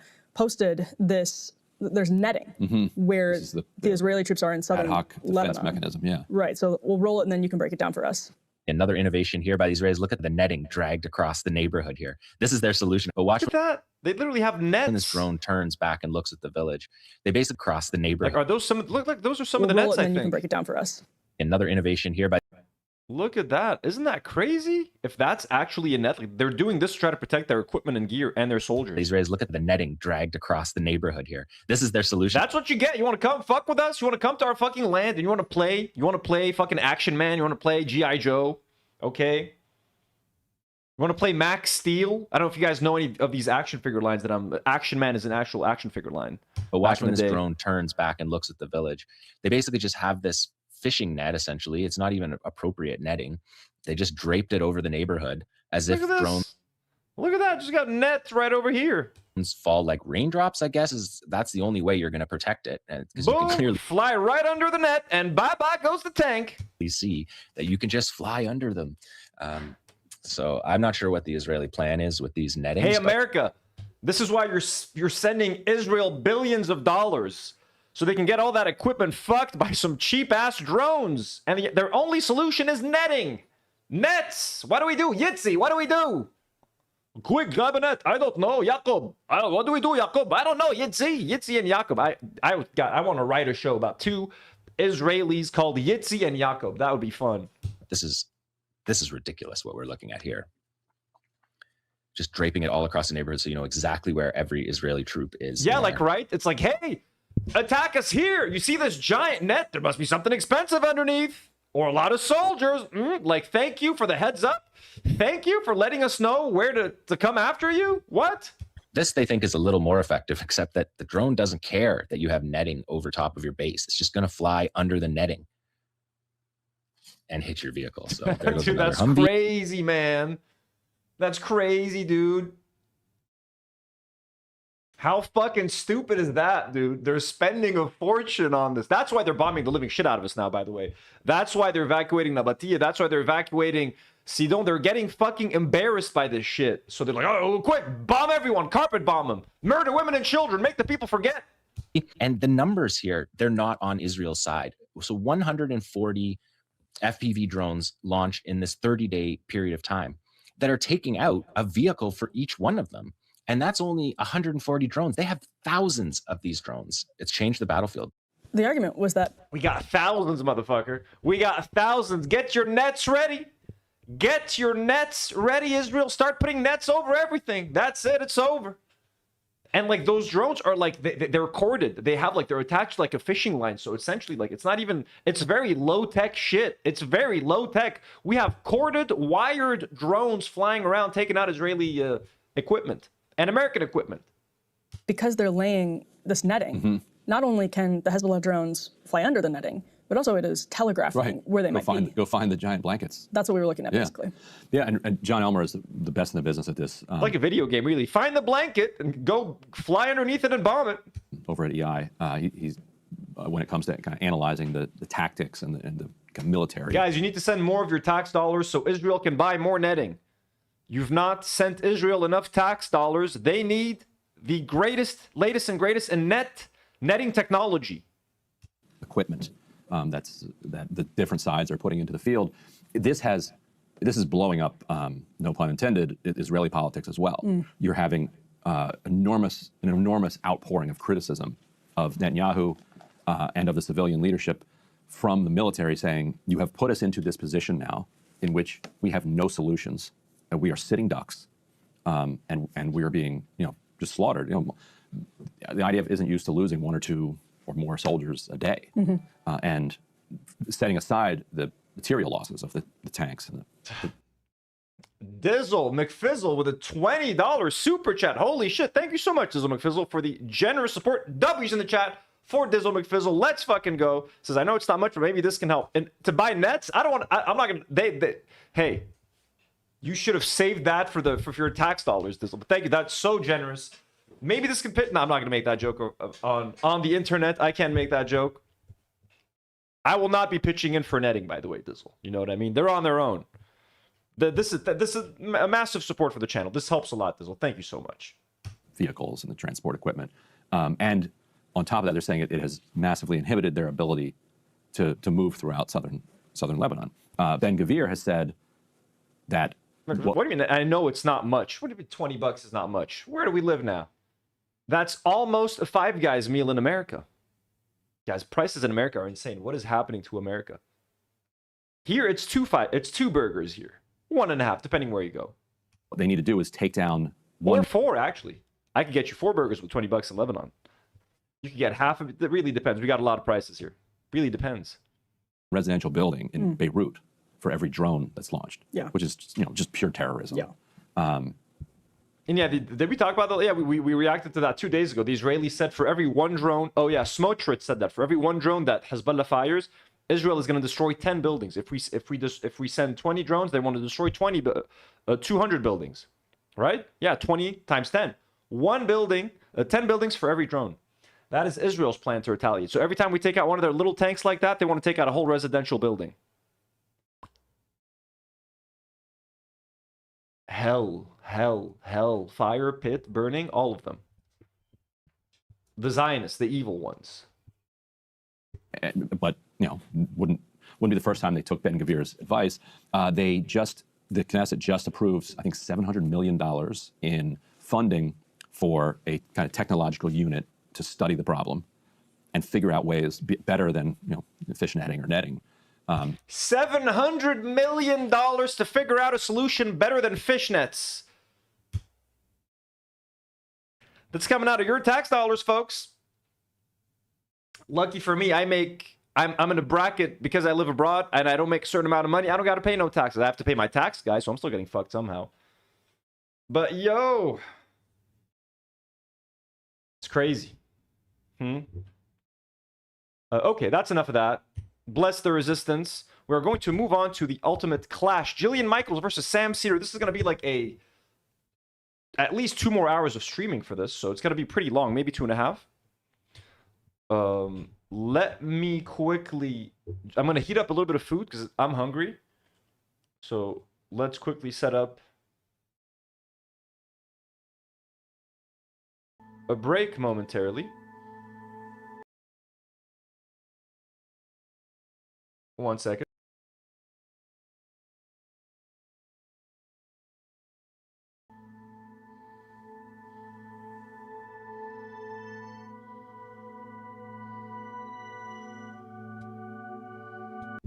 I will be back in 2 minutes. Mr. Jim D. Dukers, take it away, sir.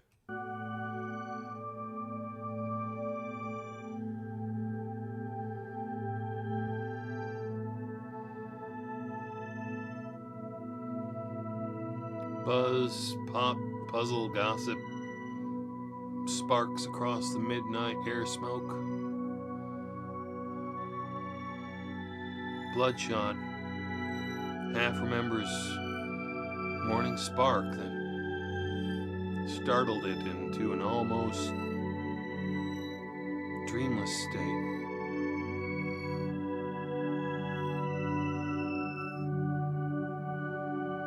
Clevering may scrub it into clearly,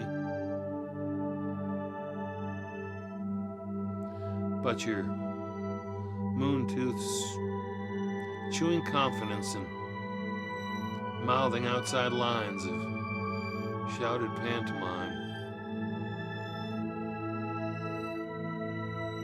You're drifting, misting into better out of best intentions. Whether eastward, western, wily ripe, evaporating, coming into hidebound wind rush, wondering if you were ever even on the road map,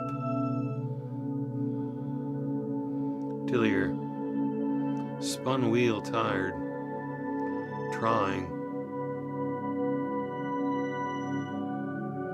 drifting onto shoulder, smothering your wonder, till your gauge gone empty, wanders into ways of thinking, habits out until perspective thrills it, third hand, definitely, tenderly.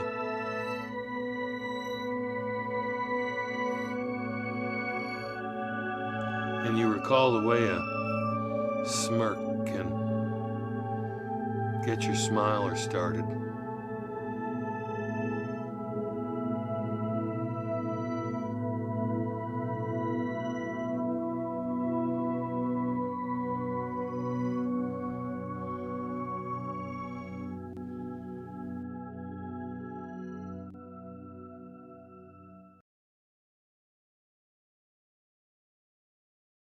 Boom.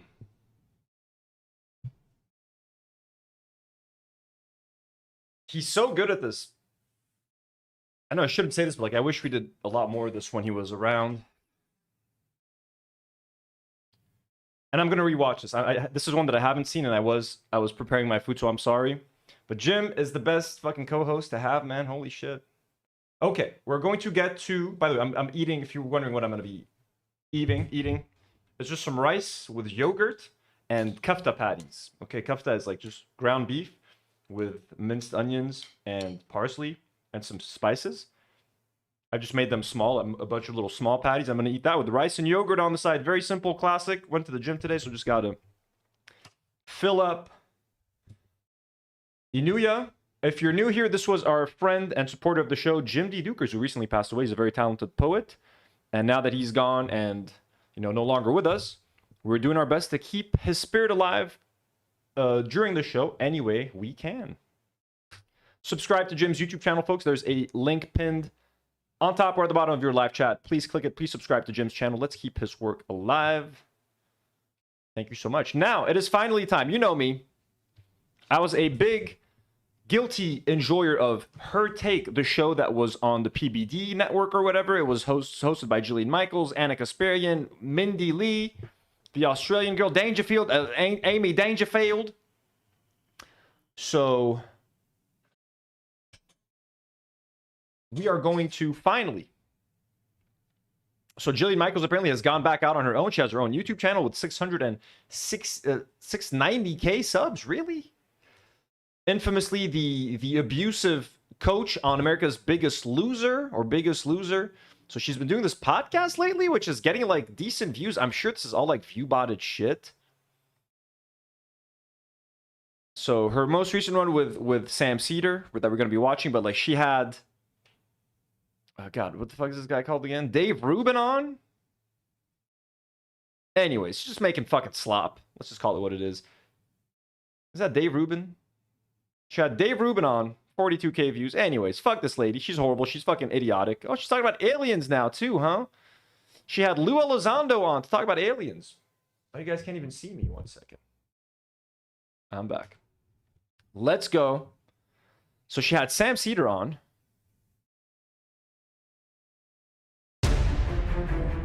You want a more balanced perspective? I want to give you a more balanced perspective. They don't show up. They don't show up.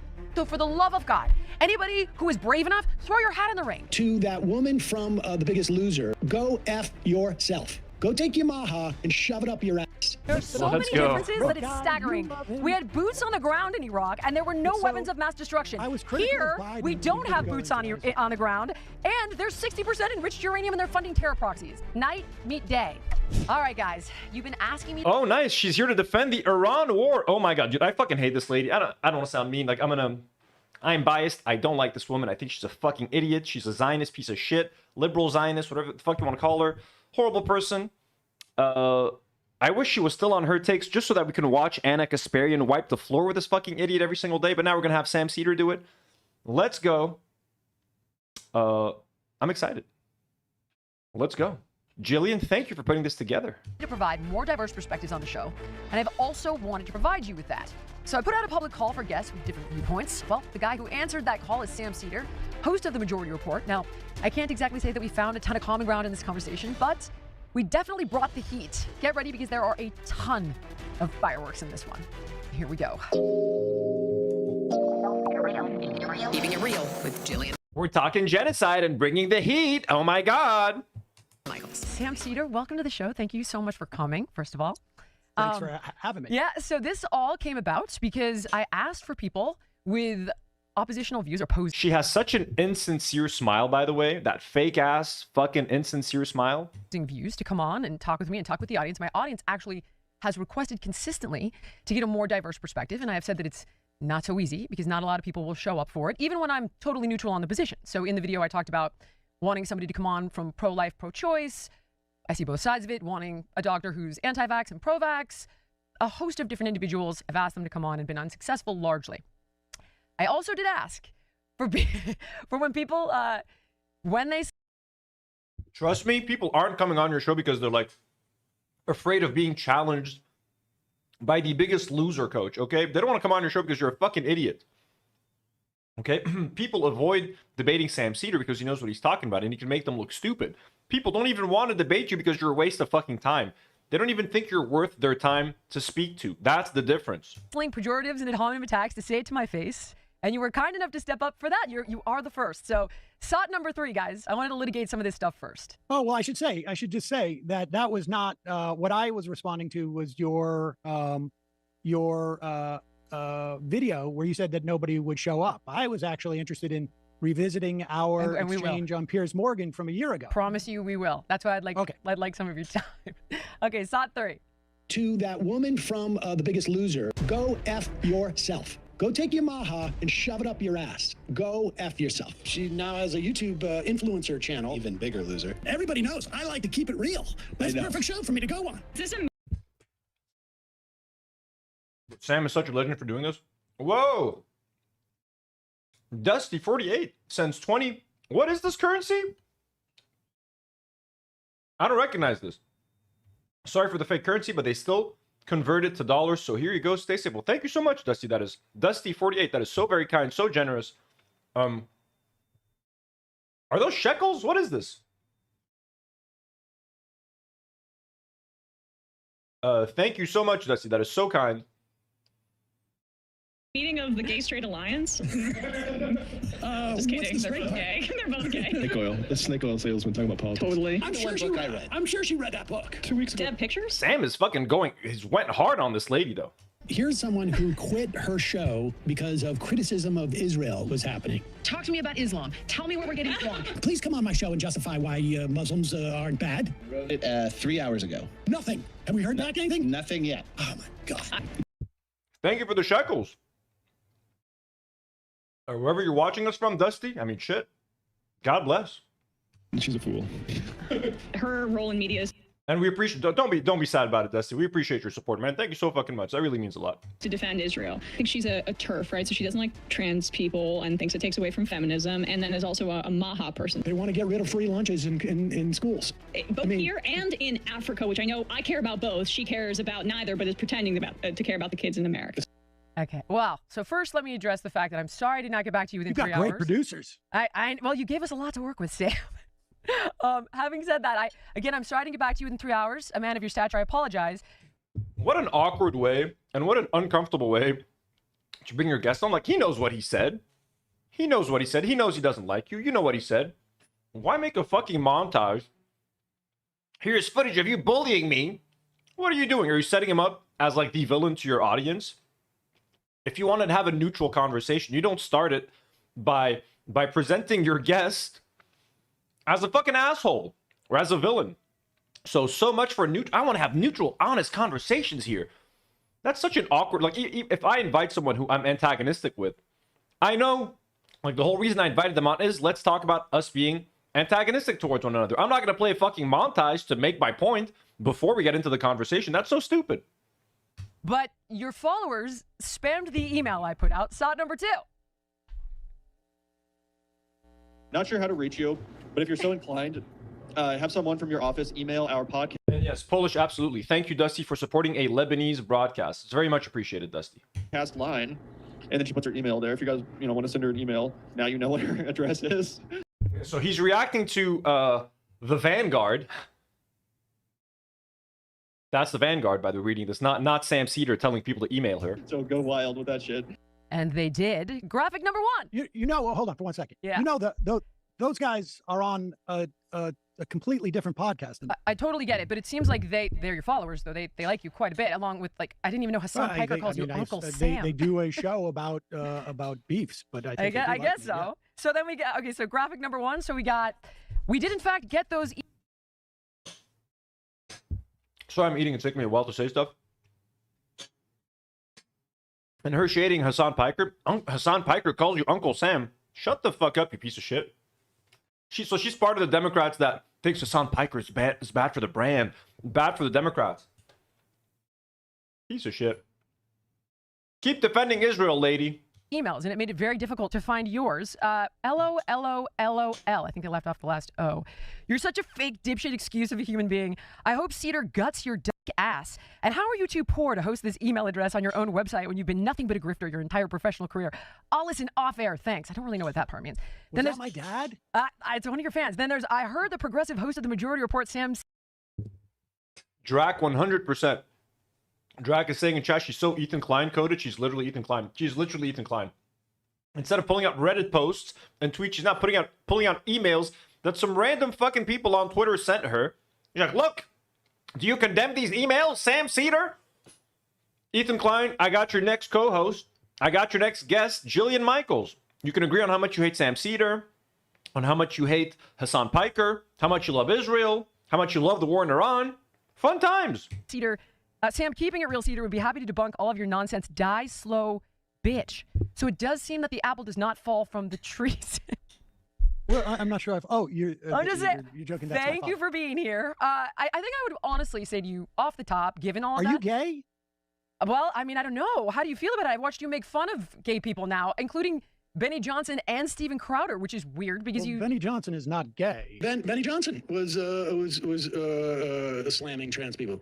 Is he not gay? He's not gay. He's not? He's not, yeah. Seriously? Yeah, it's a little confusing. No, but you've insulted him. He didn't make fun of him for being gay. And again, she's still making montages and being like, accusing her guests of being a piece of shit. Why did you invite him then? Why are you showing him all this stuff? I thought you were happy he was here to be your guest. What's going on? Is this how you confront all your guests when they first show up to your show? Utilizing that context, which is so weird. Like, why What do you mean? Okay. Oh, you mean like I said, he's closeted? You're like, oh, he's gay. But like I don't think I have you did. ever I'll said clip that it. he's You gay. did. You since, did. Like, You did. Oh, Sam's face, bro. Clip it. And you did it to Crowder as well. But that's I do think. Well, I mean, I think it's pretty well documented that Benny Johnson is. I mean, certainly not. I'm not the only person to bring that up at all. A lot of right wingers have been more explicit about it than I have. Crowder, yes, I do think that Crowder is suppressing some things, and his ex-wife sort of like hint around it. But I'm just asking because somebody wrote that to you. Didn't Crowder talk about having a phase in college where he used to like kiss men? Like, I think it is pretty well documented that like Crowder is either gay or bi, right? Right. I think we all know that.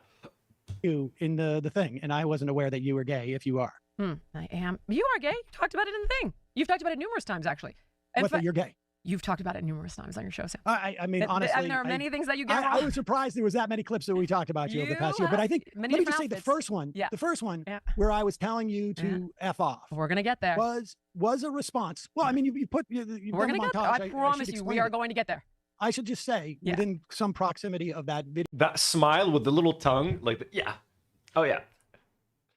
I hate this woman. What a horrible. This is the face of liberal Zionism, by the way. This is the face of, like, you know, of white people that are like, oh, we're pro equal rights, we're pro gay rights, but when it comes to fucking genocide, they will fucking smile at you and stick their tongue out and defend it with a big old fucking smile and justify it any way possible. These people right there, women like her, these are the most evil people on the planet. The people that pretend to be the Ethan Kleins, the people that pretend to be activists, they pretend to be on the right side of history, they pretend to be pro gay rights and anti-racism, all that sort of shit, but then they'll turn the fuck around and defend a genocide or try to justify Israeli actions. And I'm sorry, no, you're the fucking devil. That specifically was when the first report of the tens of thousands, now hundreds of thousands of children, but also adults who have died as a result of the cuts in USAID. You want to talk about that study? We can start there. You're wrong. Oh, I'm happy to start there. All right. So we should play the clip of when you were on Piers I Morgan. promise you we are going to. I promise well, let's do that. I want to litigate some of the other stuff you said first, though, if it's okay. Is this really going to be just about, like, your feelings are hurt? No, it's proving a pattern that you either don't. I'm glad he asked that. Like, is this all about me hurting your feelings, lady? Like, is this why I'm here? Fact check your information. You mischaracterize things. You lie by omission. And I can give you so many different examples. It's staggering. SOT 9, everybody. You've seen Iranian people in the streets here telling everybody, listen to what we are saying to you. Mamdani sounds like the Ayatollah. Wait a second. There are Iranian people in the U.S. in the streets of the U.S. saying that Mamdani sounds like the Ayatollah? I'm assuming in 1979, like they're saying, like leading up to the revolution? I guess. What? No. The Ayatollah was in exile in Paris, I believe, when the revolution hit. I mean, the people that have a lot of credibility right now is the conservative Iranian diaspora. Yeah, let's see what they have to say. And I would like for some specifics about what Mamdani has said that makes him sound like the Ayatollah. A lot of people picked their Mamdani 47 years ago in Iran, which was Khomeini at that time. If you watch the... God, I don't want to hear any more Iranian diaspora people talking about anything, honestly. Like, just stop it. If you just listen to what Mamdani said... Unless they want to, if they want to justify the war.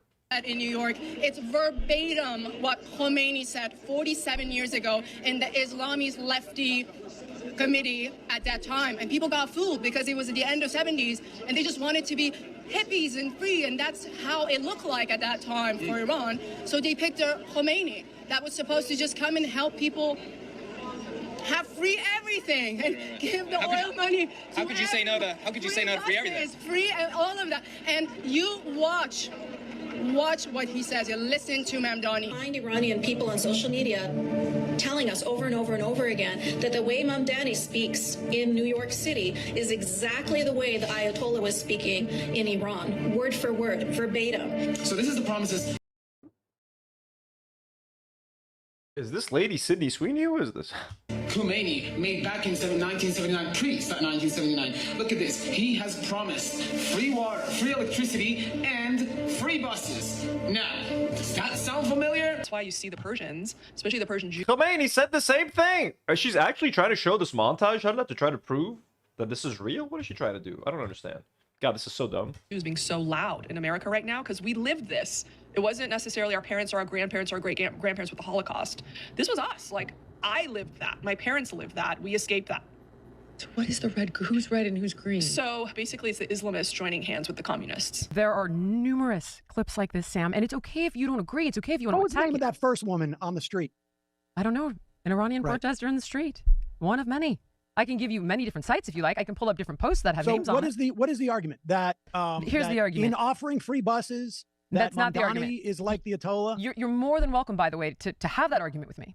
But the Well, fact is, let's not talk about let's have that argument. Well, explain to me here's their what argument. communist things that Mamdani has what graphic number communist 3, guys. policies- These are the No, parallels. no, wait. Let's just But you're asking explain the to me. parallels. Let I'm me telling finish. you what they're citing. What communist policies has Mamdani proposed? This is and what they are Islamist- citing, Sam. In What they are saying is that the parallels.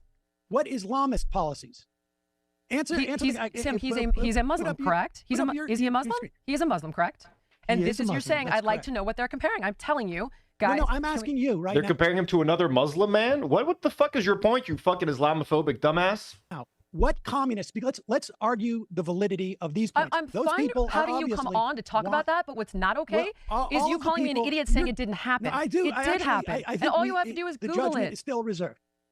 Yes, you can find a random person on the street. Sam, I saying showed you anything. We can numerous clips. find dead- Guys, Let the man fucking talk. Jesus Christ, lady. Shut up. What a horrible fucking host. graphic showed me 2, 5. graphic 4, graphic 3. Give me any is- one of these. Here is but you're avoiding the actual. I'm not point here. avoiding the question, Sam. Yes. If we were going, There is no doubt the Iranian diaspora. They also told us that the Iranian government would fall. They also encouraged a war attacking Iran. Not all of the diaspora, but certainly large elements of it. So their credibility. Let's talk about the actual issue that you're out there saying that. That okay, I'll Mamdani give you an is like example the of something Ayatollah, that concerns Mamdani me. is a communist. Here's and an something that Islamist. concerns me. Give me one. I'll example give you of an that. example. Here's a perfect example. Okay, there's a Oh, she's dumber than I thought. She's dumber than I thought. video, and I can drop it in. I can send it to you of Mamdani at a mosque, seeming perfectly lovely, ringing in the new year at a mosque for the first time. He gets off stage, and they swiftly call for death to the infidels. That freaks me out, Sam. We pray daily for your success in this journey, inshallah. Thank you. والناصرين لك على أعدائك والمستشهدين بين يديك في جملة أوليائك والفرج فيه للمؤمنين على يديك وقتل الكافرين بسيفك. Like, I'm sorry. Who does? Like this is part of like the prayer. They're not actually calling for the death of infidels. Like what the fuck are we doing here, bro? Are we doing 2001 Islamophobia? Is this what Jillian Michaels is doing? Is she still so stuck in Biggest Loser time that she still lives in like the mid and early 2000s? What about those Muslims, right? What are we doing here? Exact imam. He gets off stage, and the guy immediately says a prayer that calls for death to the infidels by the sword. That freaks me out, Sam. It freaks me out, And so dude. that's your evidence that Mamdani. That freaks my white little body out, Sam. Do you not see that I'm a white woman? Yeah, she's scared of the prayer. A prayer literally scared her. You hear what she said, Sam? And speaking of Zionist folks and Jillian Michaels, IDF Kills Children has just gifted one Do Not Worry membership. Let's fucking go. Thank you so much, IDF Kills Children. Not for killing children, but for your support of this channel. Screw you for killing all these kids, though. But you have one of the greatest usernames on this channel, IDF Kills Children. We salute you, the user, the person, not the IDF and not their actions. She is insane, dude. Dude, I hate this woman even more. I really don't like saying this, but I hate this woman. Shomel Lama, 333 sends 7 Canadian dollars. Well, thank you so much. Says, love from Prince Edward Island, Canada. Your podcast is reaching many small corners of the earth. Keep going. Proud of you. Lebanon strong. Holy shit. Well, that's so fucking sweet. Prince Edward Island, Canada. I've never even heard of that place. That's beautiful. Shomela, if I hope I'm saying your name right. Shomel Lama or Shomel Lama. I remember when I read Jim's name the first time, he was like, I can't believe you got that right. People struggle with the Duke. I said it Dukars the first time. I'm like, is that Jim? Mr. Jim Dukars? So Shomel, please tell me how to say your name in the chat. Is it Shomel Lama? Shomela? Show me? Thank you so much. And Noxalato with a $2 donut says, typical washed up biggest loser, chat GPTist. Thank you so much, Noxalato, for being here and for the generous dono. And people are saying Prince Edward Island, Canada is beautiful. Let me look at that real quick.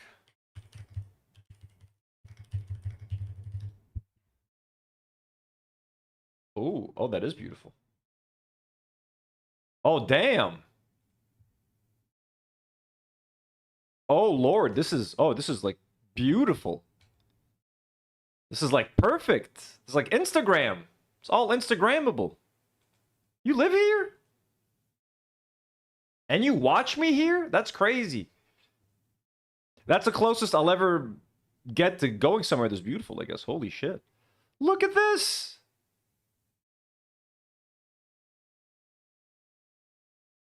Okay, what the hell? Why are you doing this to me? But look, this is so beautiful. Show me llama. Show me llama. Okay. Show me llama. Show me llama. There we go. Thank you so much for the support. Very kind. Donnie is an Islamist. No, Sam.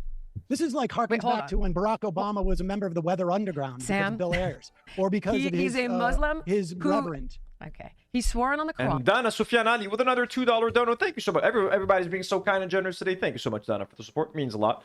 Says, nice hearing your voice in the voice chat. Well, yes, I did that. So on Discord, sometimes after our episodes, a lot of you guys will get into like little voice call together. So I made my first appearance in a Discord voice chat like a couple of days ago. I wanted to say hi to everybody in the community. It was nice hearing everybody's voices as well, you know, getting to know you guys a little bit better. Ingenious Baboon says, if you ever want to visit Canada, I can help. I've been to Canada once, and it was traumatizing. I went to Niagara Falls, and I was kicked out of Niagara Falls, literally, while my friend got stuck there. I'll tell you guys the story another time, but my only experience in Canada was bad, and I hate the Canadian Border Police. Let me just say that. He's a self-proclaimed Muslim, which is totally fine. But he has some radical positions. I'm from the non-pretty part. I'm from Summerside. I'm sure Summerside is still beautiful. Show me llama. What's in the Old Testament? In the Torah?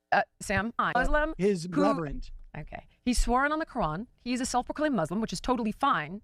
But he has some radical positions. Are you aware of what's in the Old Testament? In the Torah? Sam, I've actually had scholars on to compare both texts. And if we talk about a religious war and a jihad, it's confined in the Old Testament to the Canaanites. And that's because they were sacrificing. So she's just out here comparing ancient texts to be like, yeah, the Muslims are violent and they want to do jihad. And they want to kill all the infidels in New York.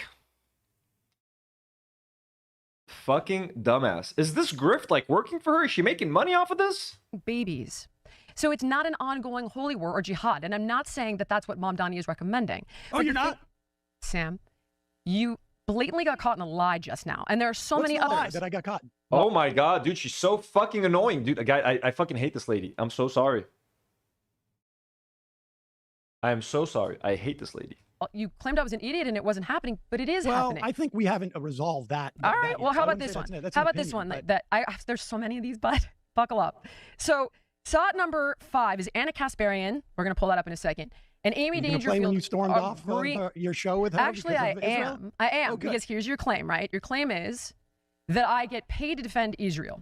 I'm more than happy to give you the exact same offer that PBD gave Tucker. We can hire independent accountants. They can go through our finances. It's never happened. I have no problem doing that if you want to take me up on it at any point. I don't know if we literally meant that you actually get paid from the Israeli government, but I think clearly, you have an audience where you need to suggest that how many people have I had on from the other a radical Islamist, and you're really? Do you want to see promoting the Israeli line dramatically, and that's your business. I've had Dave Smith on twice. James Lee and I have spoken twice. I don't know who that is, but that's great. He's very pro-Palestine. We had a full episode with Krystal Ball coming out on her take. I'm the one who got Anna Kasparian that job on her take. And the issue... Shut up. Trying to take credit for Anna's job. And wait.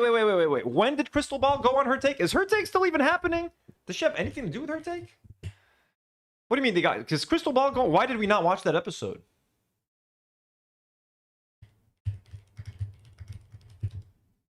When did that happen? Krystal Ball breaks silence on her take. Lost episode. Spills the tea on behind-the-scenes drama. What? There's a whole video about it. Maybe we'll try to watch a little bit of that later. Okay, Krystal. Damn. But where does she actually talk about it? Krystal Ball, her take. Lost episode. Can I watch it without Vanguard reacting to it? Okay, Krystal. And Griffin Davis of Breaking Points. Okay. Krystal Ball. Griffin Davis.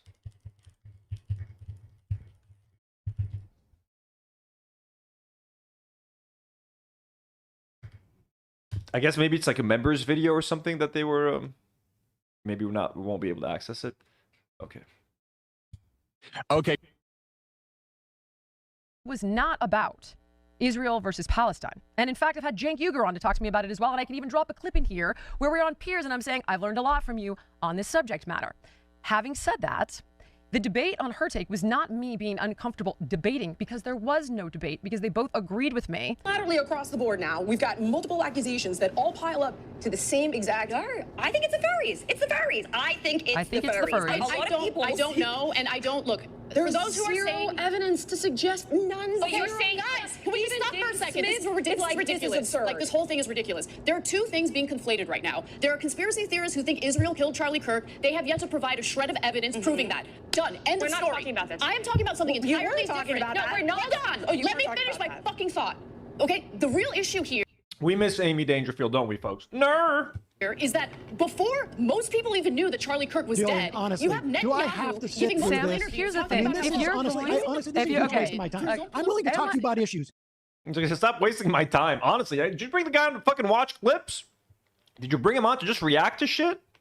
If this is going to be about you crying because we have been mean to you, I'm very sorry. And I apologize, and I'll go. But if we're going to talk about issues, let's talk about it. I don't care. I'm willing to stipulate. All right, let's do another lie that's right here. Let's do this one. I'm mean to you. Let's do this all of that. All right, let's do one in the wheelhouse. Dude, oh my god, I'm sorry. I'm sorry, bro. She's like, all right, you want to do this? She's like smiling. Look, you piece of shit. You're wasting this man's fucking time trying to fucking showing him clips. You have a whole list of clips. You think you're going to expose it for clips? Sam fucking Seder, he's been a political commentator for fucking decades. You think you're gonna fucking get him? Jillian fucking Michaels, who couldn't handle a debate with Anna Kasparian on her take? Judge or coach on The Biggest Loser? This is what we're doing now? Let's do another lie that's right here. Let's do this one. Mean to you. Let's do this all one. of that. All right, let's do one in the wheelhouse. Now let's talk about issues. Shall we? Can we do the trans kids? Because you have a crazy... She wants to watch one more clip. Oh, she wants to watch one more clip.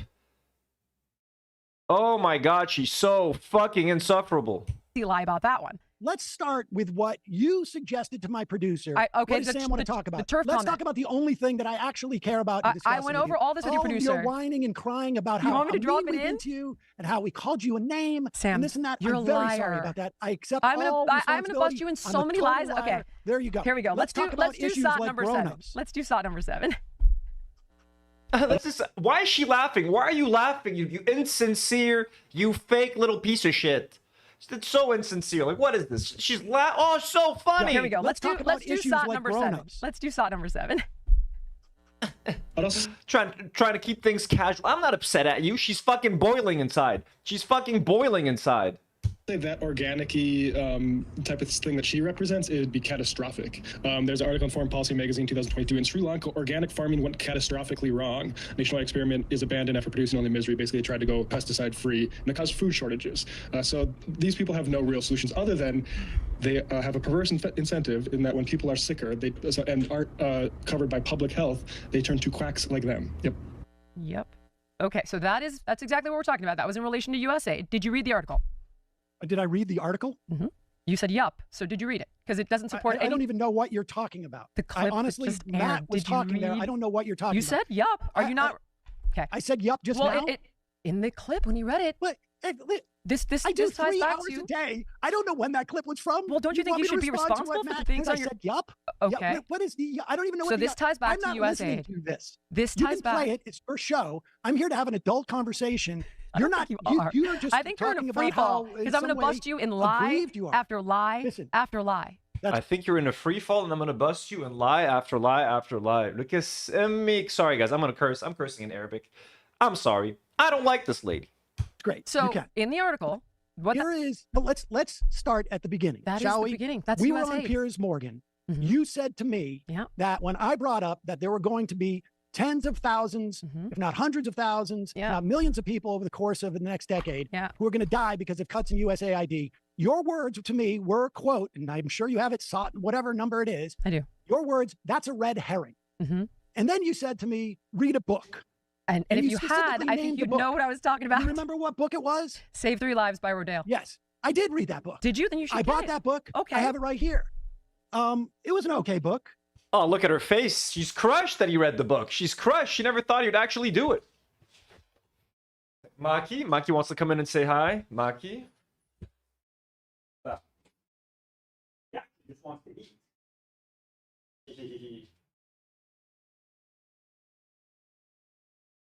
He ran away. He just wanted to eat. But it should there was a lot explain of stuff to in you there which I how agree with. ongoing Do you know food when is. that I book would was think written? you would, Sam. You know this when that actually, book was written? Not only do I know when it's written, it actually started in the 50s. 1991. Sam, can I explain it to you? And that was 35 years ago. And so I read the book. It mentions USAID once on page 65, where Rodale actually speaks sort of positively of the USAID representative at a She's never fucking read that book. That's the thing. She looks like she's not. The book she read, told him to read, she hasn't read because what he's telling her now, this is the first time she hears of it. Look at her face right now. She's not smiling anymore. Why are you not smiling anymore, Jillian? What happened to the all smiles? Conference who was discussing the what does the food aid troubles run with through? getting, What does with the food getting, aid run through, Sam? The supplies needed to grow food in Africa was actually more expensive than the actual food in of itself.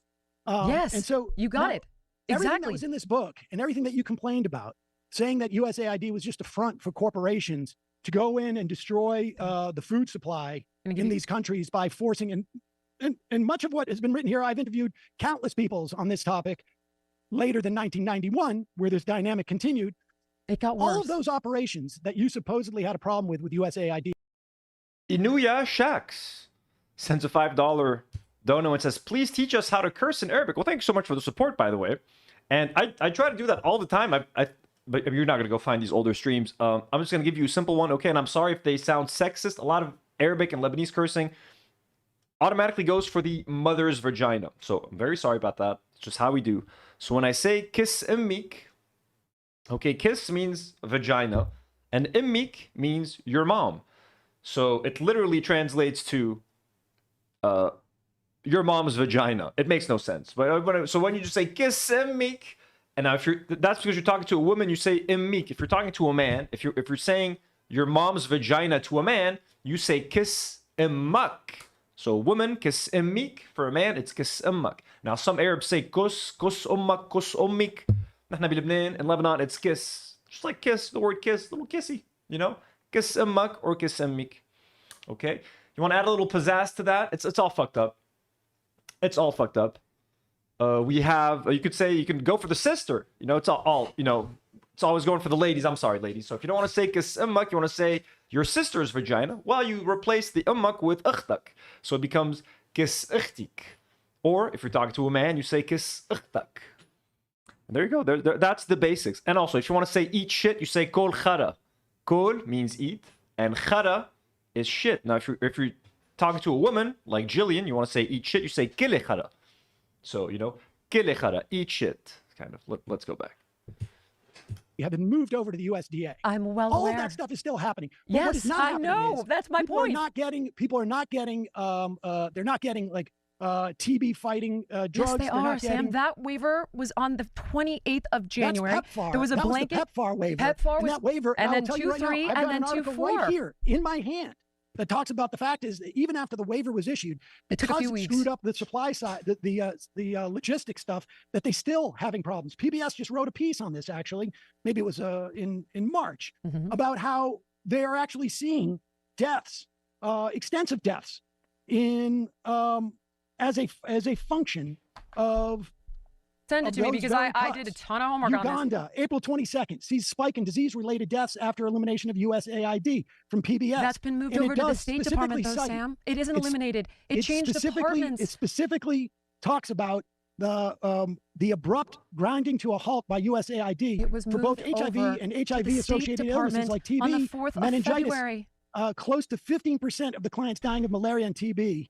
This is. So, why is she so excited to say that USAID is not going to hurt? Cuts to USAID aren't going to hurt people? Like, is that what she's defending right now? She thinks that USAID is like useless or something, so she supports Elon's cuts? Like, well, what are we talking about here? Because of the function of USAID. Anything. Okay, first of all of that was done on 128, a blanket waiver for life-saving aid. It shut everything down. I'm sorry. On 128, it was a blanket waiver was given. Okay. That this will produce 14 million additional deaths by 2030. Here in Lebanon, we just insult without asking for pronouns. Inuya, you know? You see a man, you just assume, you go like, Gisamak, you know what I'm saying? If they correct their pronouns later, they can. But at first, just, go with your gut. Let's go through that. Can we do that? Because you're already insulting the person, right? So what's a little extra insult in there? I'm kidding, obviously. Can I address your two studies? Sure. Okay, so number one. Well, that's not a study. This one's not a study. They're modeling. This one is direct reporting. No.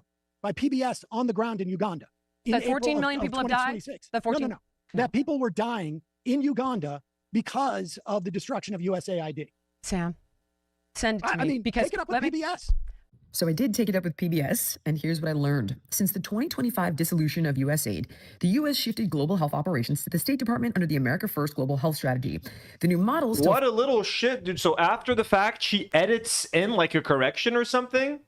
Like she's editing this after the fact and adding stuff post-conversation? What the fuck is this? God, I hate this woman.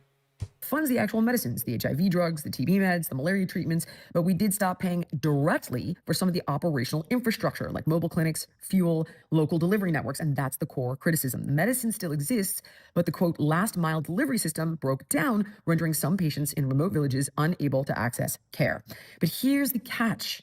When Uganda signed a 5-year memorandum of understanding with the U.S., they got up to $1.7 billion in direct U.S. funding, strictly earmarked to guarantee 100% of physical drug commodity costs and to build high-level digital disease surveillance systems. They got an additional $800 million in direct U.S. support, which also flows into the country through global platforms like Gavi and the Global Fund, bringing the total macro valuation of U.S. commitment to roughly $2.5 billion through 2030. Now, in exchange for this money, the government of Uganda formally assumed full legal and operational responsibility for the last-mile delivery framework. Uganda legally agreed to fund local clinic operations, absorb distribution logistics, and permanently transition thousands of previously U.S.-funded frontline healthcare workers and nurses onto its own national public payroll system. Now, on the death toll, they give no numbers and no percentage of increase offered for the, quote, spike in deaths. But my honest assessment is that one would assume if people can't access care, there's credible reason to believe there were preventable deaths. But with Uganda now responsible for its own system and multiple global donors having backed out, it's difficult to say who truly bears responsibility for them. So in summation, the United States government, under the America First Health Strategy, ended its long-standing partnership with NGOs for health service delivery, reverting instead to direct engagement with the government of Uganda. The U.S. Sorry, this is like... Real results. I'm drawn to skincare that's by nice sponsor. Okay, so you claim numerous times that 600,000 people have died. All right, so first of all, that's a model. It's not. Here's what it is not. Are you ready? A death registry, confirmed bodies, forensic evidence, a WHO mortality census, none of the above. The author what study do you have that this is yours, Sam. No, I'm asking you what counter evidence you have. That's correct. Modeling happens all the time in public health. Sam, there isn't any. In fact, there's none. And here's the reason. Because it is impossible to identify exact numbers. The author herself says they're modeling numbers, and I recognize the limitation. And then I'm going to show you the limitations with the study that you never cite. Sam, they're modeling numbers. How many are you okay with? None, which is why I want to get into Sam. They're modeling numbers, and I recognize the limitations that this comes with. We don't have routine data sets that we can measure. such as those killed by a lack of U.S. funding. Having said that, okay, what she doesn't take into account in her modeling, she doesn't take into account any of the waivers. There was a blanket waiver for life-saving aid given 8 days after Trump's executive order. I just read to you a piece from PBS that said that waiver was irrelevant in terms of actually getting the aid to people because of all the other mechanisms that were destroyed. The waiver was okay. Sam, send it to me. Send it to me, and I'll have the team fact check it right now. Because have Google, Sam, Uganda sees spike in disease-related deaths after elimination of USAID. Check that. How many deaths? I did find some through Washington Post. I found a handful.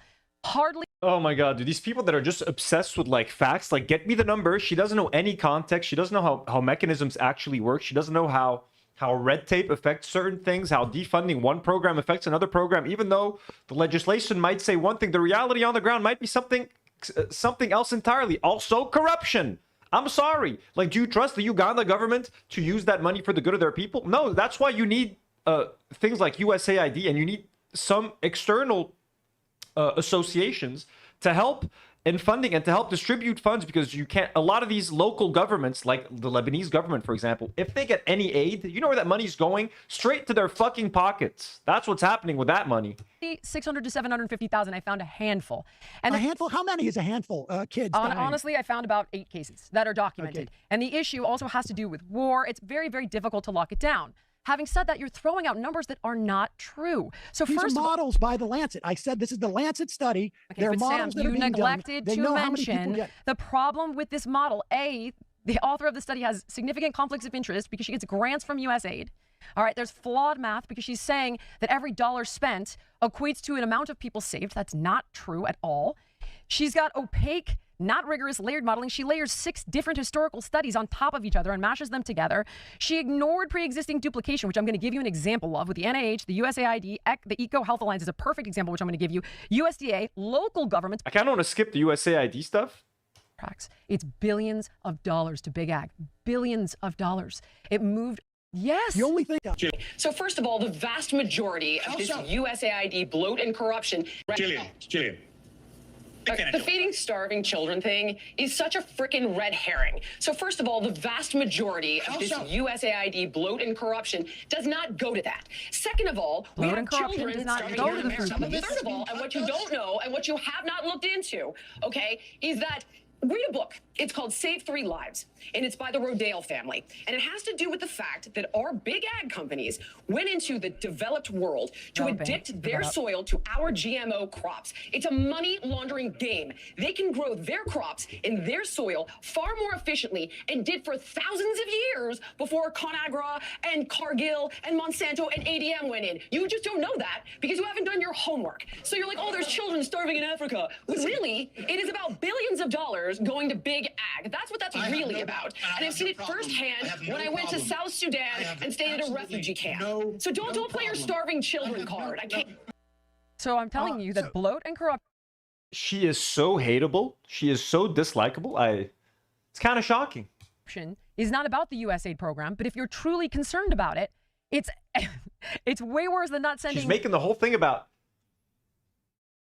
I don't even understand how she's trying to make this about GMOs, to be honest with you. Like, what is the point she's trying to make? Like, the USAID money that we're sending to these countries, they're not using it to feed children. We're using it to grow Monsanto seeds instead of our own local seeds. So I don't fully... Like, what's the point that she's trying to make? I completely did not understand what her accusation is here. Puffy Nutty, or whatever the paste is, it is because... It is actually because... Okay. The budget, the spending by sector from 2024, you said the majority of this stuff. Bloat and corruption, I said. The majority of the bloat maternal and child corruption. Health, basic education, good governance, disaster readiness. Sam, that's not what I said. I said the majority of bloat and corruption is not going to that. Can I give you an example? So the majority of stuff that's not going to them is not going to them. But is your suggestion Can I give you an example? The majority, I'm just trying to understand what you're saying. I'm going to try to tell you. Are you saying that the majority of the USAID budget was just bloat and corruption? Bloat and corruption that Elon Musk is referencing. He was very clear, by the way, that he didn't want to cut food aid. Wait, are you going to try and argue to me that Doge was somehow successful? It's universal. She's bringing... dude, every time he says something, she'll get some fucking random title from an article and just stick it on in the editing. Did she edit this herself? I'm starting to think she edited this herself on iMovie. considered an absolute failure. Well, let's talk. We didn't save any money. The budget. We did save money, not nearly as much. You're absolutely right. We didn't save a dime. Can we get Not into a dime? The way they went about. She just cuts to this now. Where here's this headline: as of May 26, Doge says it saved taxpayers 175 billion, or about. Ooh, as long as Doge says it, of course we're going to believe them. This was just the most ham-fisted way. They used AI just to look at contracts and willy-nilly. We just had a judge ruling the other day. Half the stuff is being reversed to the extent that it can be because it was done so poorly. Why don't we talk about what he was talking about? You see if you don't agree with it, okay? So can I point out something I think that you got wrong? I'll give you an example of what we're talking about. The COVID pandemic, I think we all know that infectious diseases abroad do not necessarily stay overseas, and we prevented, we helped countries prevent and detect infectious diseases before they could come to our borders. And we built partnerships that, you know, helped the United States and built good. Whoops. I have to tell this lady. So she has a comment here. To all my new fans coming from Cedar's corner of the internet, do you guys have a collective name like the Groypers so I know for the future? Also, do you realize your guy was on his laptop the whole time, right? Wild of me to think that fact-checking my own claims when he incorrectly said they were wrong was the move. Anyway, let's do the angry co-host next. What do you think? Ooh, Emma? She wants to get Emma? Sam Cedar versus ChatGPT. I asked AI to summarize this debate and my computer caught fire. Unironically, using AI during a debate, how is this not parody? Jesus Christ. Let me tell. I gotta leave a comment. Lady, you are insufferable. Boom.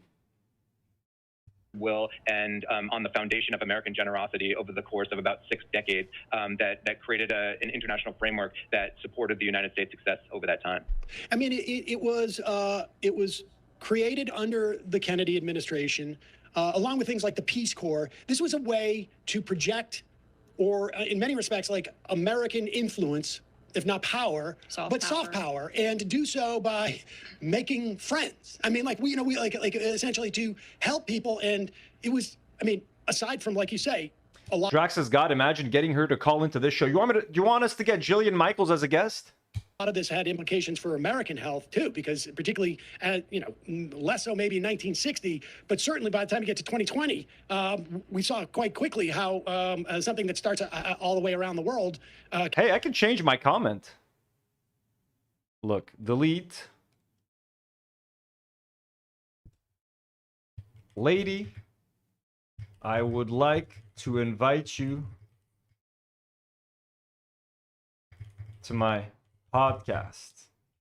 There we go. Is this better? Hey, Krystal. Oh, no, wait. Can impact this country. Okay, can I give you some examples about where that's flawed? All right. So, Which part? What I said, or the guy who worked at USAID for 10 years? Which Sam? Both. Which? Both, Okay. both. Anthony. Sam.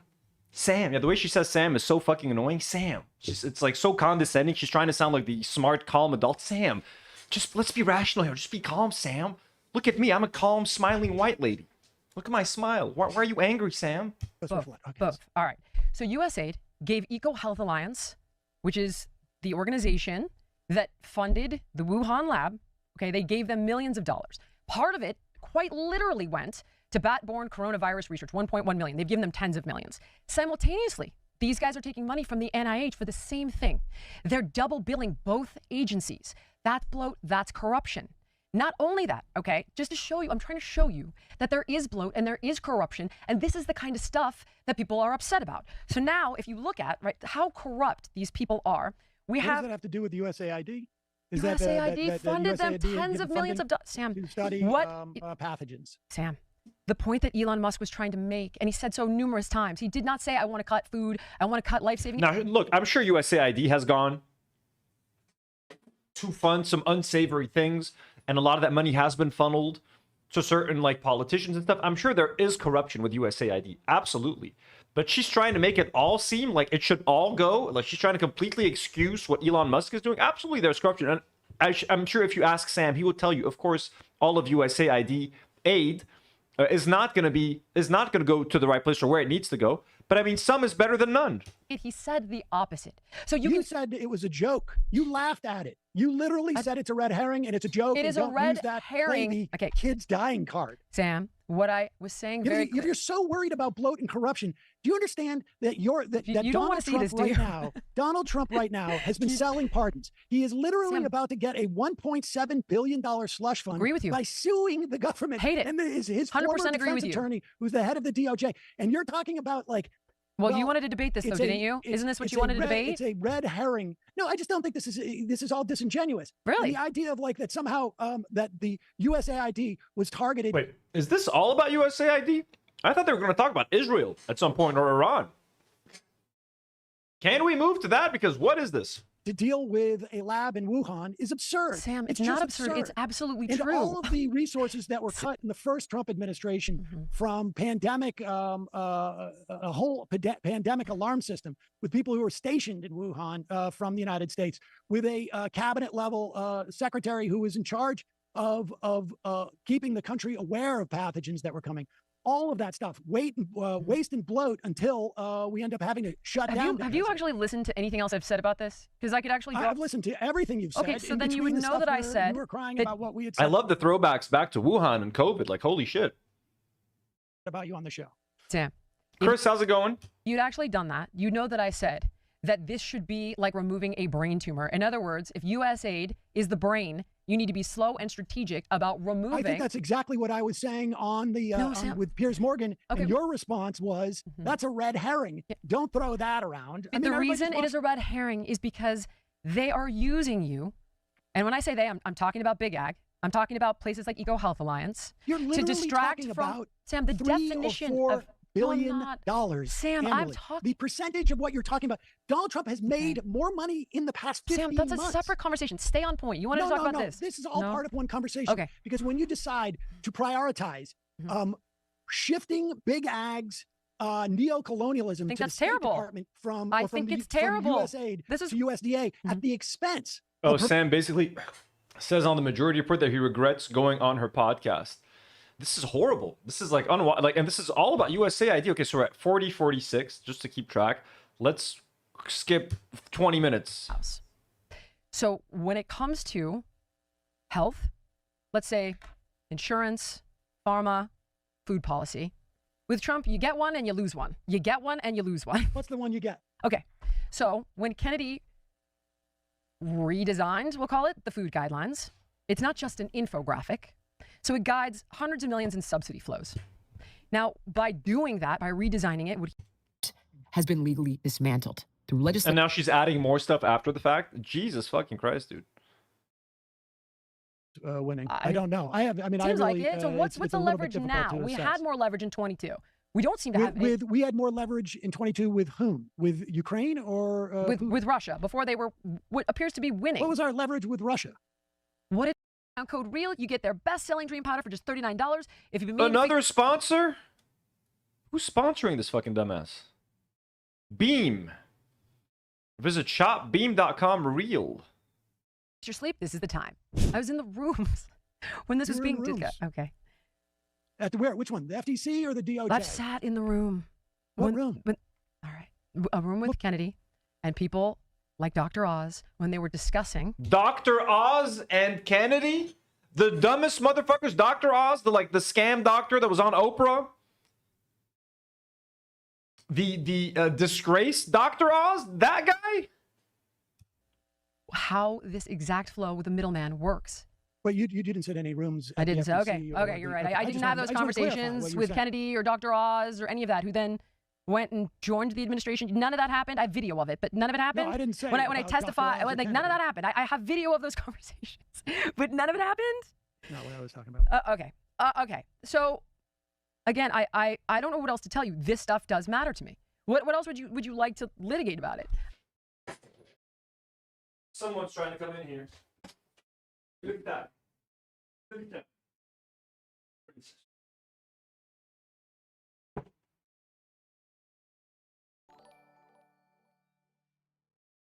I heard a little squeak outside. I heard a little squeaky. You want to squeak to the mic? Nata? She has silent meows. This one was. Can you squeak? Yalla.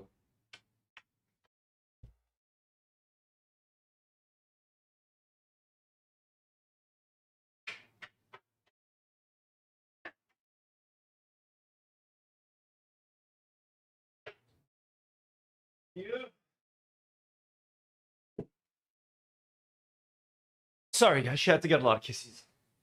Lots of Nata kisses from Daddy. Chris sends a $2 donor. Thank you so much. Why is this fitness trainer talking about politics? Exactly, Chris. Right? We don't know. Thank you so much, Chris. Yeah, hello, sahla. Little Toopsie Toopsie. She's so tiny, isn't she? So small.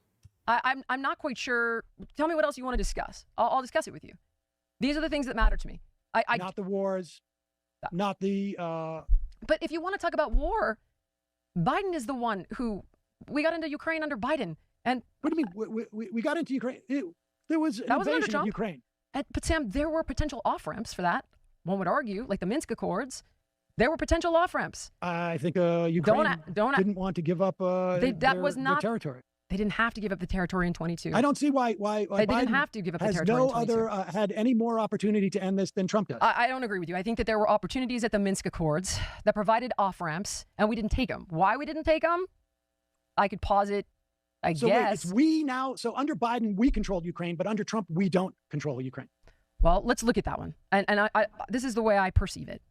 I think she was like, we're not going to talk about Israel. That seems like it was like a stipulation or something for some reason. Because how are they not talking about this? We pushed and we pushed and we pushed with regard to expanding NATO. And we promised we wouldn't, right? There was a hard red line. You've got the memo. I think it was from, was it Burns to Condoleezza Rice? That was like under no... There's a little... I was scrolling to see what comes later. There's an AI overview that she's using. 1 second. Oh my God. So shameless. Circumstance. Should you add Ukraine to NATO? It is a hard red line. Like, I can't remember. Niet means niet. It was something like that. Like, do not do it. We've known for a long time that this would trigger somewhat of a disaster. Correct me if I'm wrong. Cut to, we've had numerous opportunities.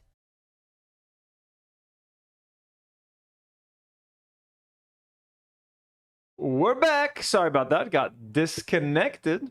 Are we back? Not yet.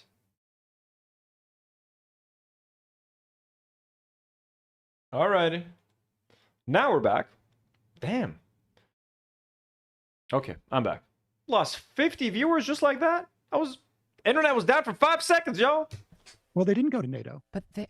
Okay, so what... They're not in NATO now. What triggered? So what triggered? So in the Minsk Accords, what triggered Putin's invasion?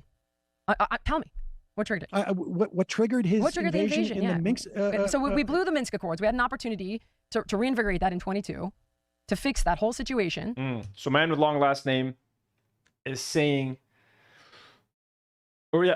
people are criticizing both. So Lydia Cruddy says Sam Seder was defending US aid and arguing that dependency doesn't exist. He fucking sucks. Which I'm sure, again, I'm sure there is... He's wrong there in the fact that some countries aren't dependent on it. I'm just adding some context here. Man with long last name says the problem is that US aid has always existed as a tool to exert power over other countries by creating dependence. The point is to make sure they can't/won't develop their own infrastructure. Made a whole account just to say the thing is that people don't get. Obviously, two things can be true. Can't suppress people's ability to provide for themselves and take away support you give them, which supplements it, yet no ethical replacement for the void. Yeah, I'm sure there's a little bit. I'm sure she's saying... Lydia is saying that Sam Seder is essentially defending American imperialism. Maybe out of ignorance, but I think ideally he just doesn't want people to miss out on very important... Like, for example, my cousin works here in Lebanon. He works with a lot of NGOs and a lot of think tanks to try to gather data and gather statistics. For example, that he goes to a lot of Palestinian refugees to try to see how many refugees are there, how the living conditions are, etc. A lot of his work used to be funded by USAID. So once USAID stopped coming to Lebanon, a lot of those NGOs and associations have been unable to do this essential work, like doing a census. etc. For example, when we went and visited Nation Station, remember we went to visit Nation Station, and I was talking to Sam when we did our IRL stream. We donated $20,000 for them that we raised together in our fundraiser. When I was talking to Sam, I'm like, "How are you guys been affected? How's the funding?" He's like, "Well, ever since the USAID cuts, we've been getting a lot less funding. They used to get a lot of funding from USAID, or at least part of their funding from USAID." That they now cannot get and cannot rely on. So that is having an impact on the ground directly, that is affecting Nation Station's ability to feed other people. And now they have to supplement that funding from us. You guys have to replace that USAID money. You know what I'm saying? You guys have to donate, and we have to do a fundraiser. And the money is now being raised from individuals. So while, yes, I'm sure that USAID, like I said earlier too, goes to a lot of, sometimes it gets funneled to corrupt people for corrupt, nefarious reasons. And like you guys are mentioning, it does cause dependency, but there are people that benefit from USAID. And I think that's what Sam is fighting for and arguing for. I don't think he's fighting for US imperialism, but I'm giving you guys real life on the ground examples of how USAID cuts have affected people that I know. Nation Station doesn't get nearly the same amount of funding that they used to get. Now they have to rely more on donations. And a lot of NGOs and a lot of think tanks aren't getting the funding to conduct very important and critical research that can actually make us understand dynamics on the ground in Lebanon more, such as what refugee camps are looking like, how many people are there, important information that needs to be collected. And it fell apart. There was an opportunity. So you're justifying the invasion of Ukraine because... No, I'm not justifying it. I've been on the record saying I think Putin is a monster. I think there were opportunities to negotiate this before... Katz 1970 says Sudanese refugee camps have been shut down due to the cuts. Yeah, I think guys, both sides can be true. USAID does benefit a lot of people, and it also creates dependency and is an arm for the US to sort of control a lot of other countries. ويفرضوا like their own will. I'm forgetting the name, the word in English right now. It got this far. I don't know how. How would you get Putin out of Ukraine at this point? He's arguably winning. What's the leverage? I don't know if he is winning. I don't know. Seems like it. So what's the leverage now? We had more leverage in 22. We don't seem to have any. We had more leverage in 22 with whom? With Ukraine or with Russia before they were what appears to be winning. What was our leverage with Russia? What did Putin want? What did he want? He said, "Do not add." Let's look it up. I think he wants Ukraine. Let's look it up. Let's look it up. What happened? What was his ultimatum in 2022? I think he wants Ukraine. That's not what caused his invasion, though. We had an opportunity to negotiate that situation in 2022. So I think he wanted Ukraine. What? Jess Polito says, Anthony, I just joined. Can you start the stream all over again? I mean, it's going to be hard, Jess. It's going to be difficult. But you can. We've been doing it for 2.5 hours, by the way. Nice. I think that's what it is. I mean, I think that's why you have countries like invading Ukraine in. Let's see if I can. Okay. Historical grievances, deep-seated fears of Western democratic influence. Okay. Fear of Western expansion. Putin perceived Ukraine's pivot towards Western institutions, particularly the EU and NATO, as an existential threat to Russia's geopolitical sphere of influence and security. That's what I just said. I understand. That's what I just said.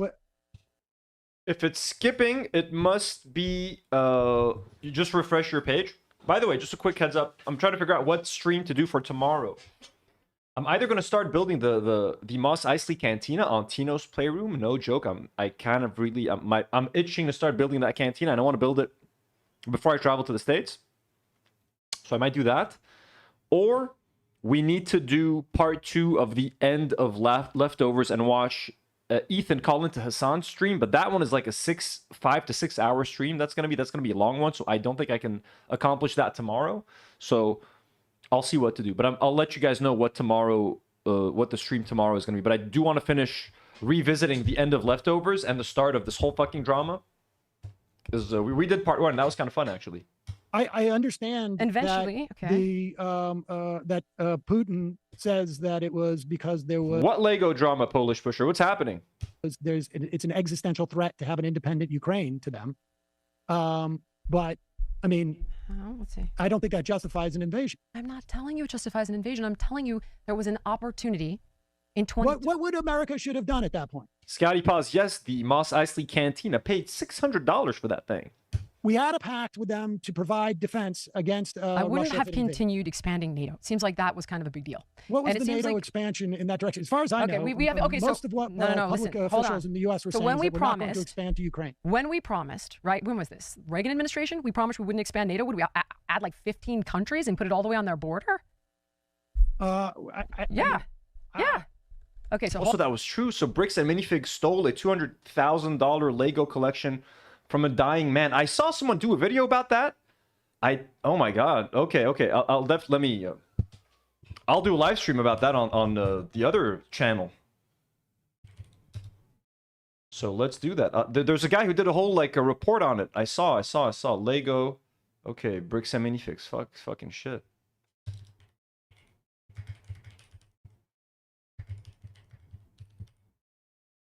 Let's go. Chris saying Anthony with the big bucks. Making it rain over here. Multi-millionaire. Hold on.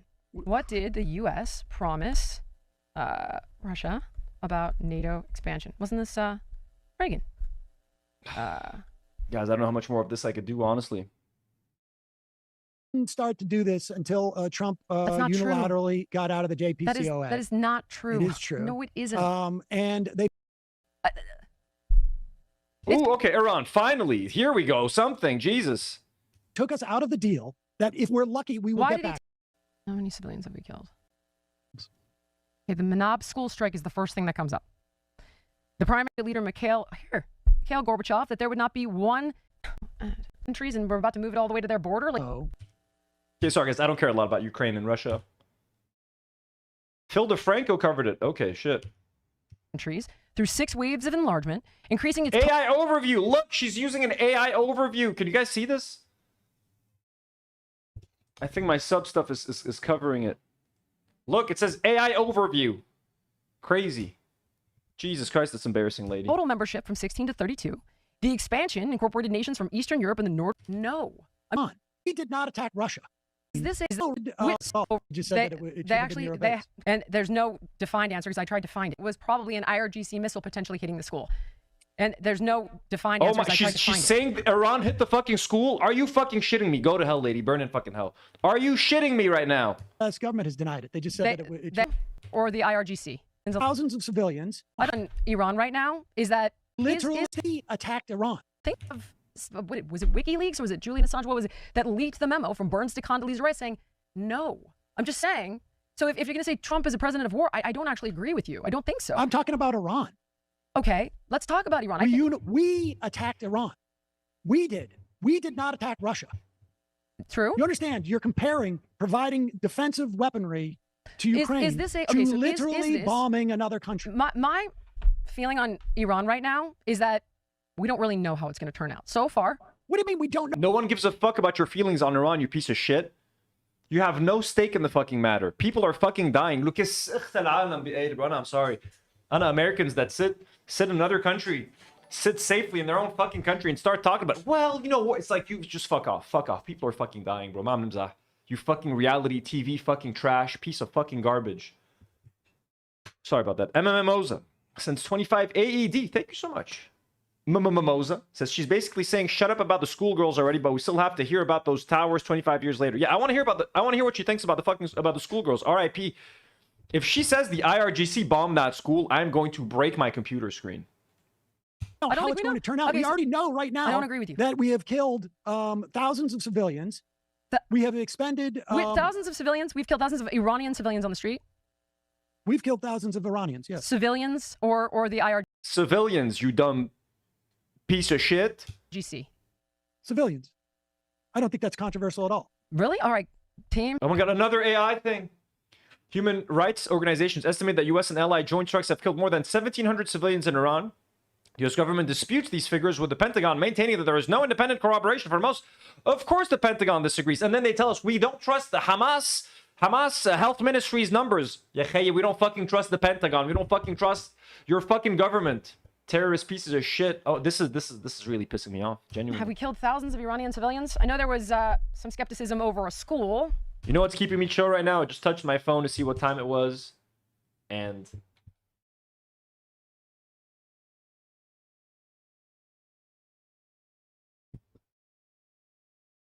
just calmed me down instantly. Just looking at Jim's cheeks. There's skepticism over that school? Yes, I because don't even think the U.S. government has denied it. They just said that it should have been near a base. They've said that they think that it was probably an IRGC missile potentially hitting the school. And there's no defined answer because I tried to find it. How many? My God. I mean, the level of delusion to argue that somehow we're not engaged in a war and that it could work out okay. I do think it could work out okay, like Sam. you're to the right of Nina Daly, hello. Hannah K, hello. You know, the U.S. killed significant portion of the Republican Party. I mean, I don't know. Independent Human Rights Reports, Amnesty International, and Human Rights Watch conducted in. What is this? You can't host a podcast like this. To tell you, let's see. How many civilians have we killed? Okay. She's fact checking. She's checking AI while they're doing this. So how many civilians have we killed? Huh? What's the number? You fucking piece of shit. Killing one Iranian civilian is more than enough. You fucking ghoul. You fucking demon. 160 school children died, you fucking demon, and you're fucking sitting there with your fucking crew neck sweater made in a third world country by poor fucking children because of the fucking systems that your country fucking promotes. This is evil. These are the foxes that what's he called?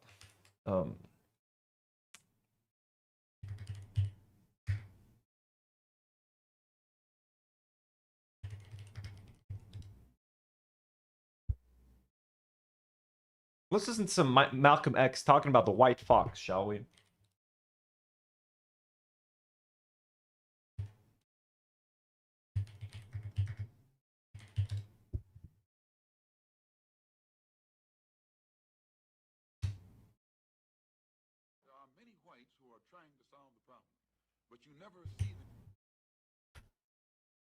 Okay, they've removed the audio from this. How come?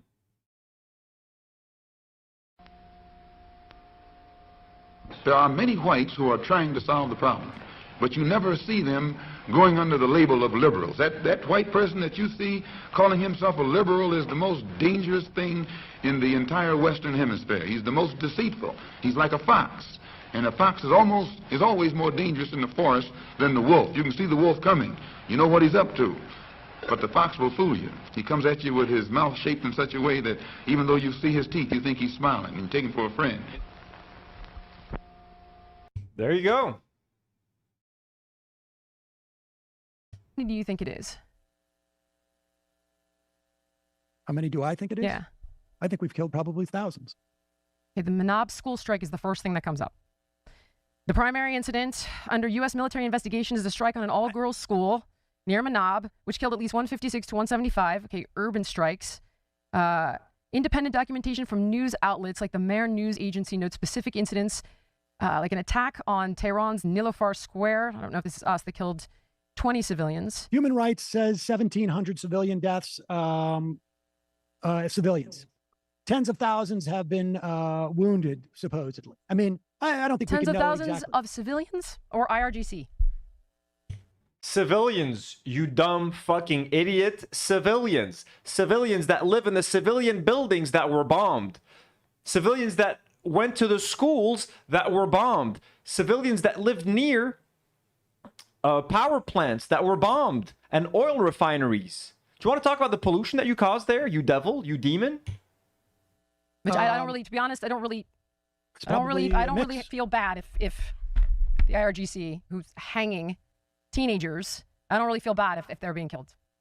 I'd rather see the IRGC. That's why we celebrate IDF when they die. But even we have a little bit more humanity than you piece of shit. And we showed a little bit of empathy today to that McDonald's guzzling IDF soldier, okay, that died because of one of our FPV drones. Okay, sorry for the McDonald's joke. This lady's angering me. And now she's making me question, should I have been nice to that IDF soldier that died, or should I have been justifiably angry and resentful? But I chose to show grace because she was young and she was 20.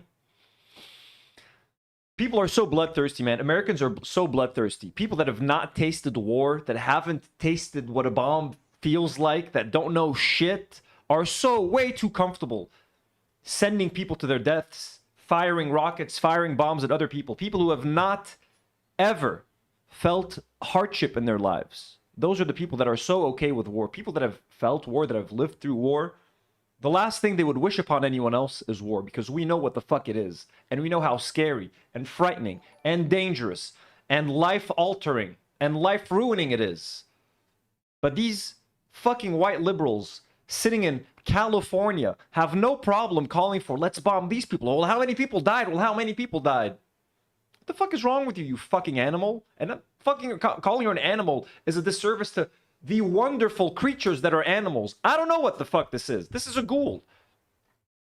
Inuya Shax with another $5 donor. Thank you so much, Inuya, for being so generous, for supporting the channel.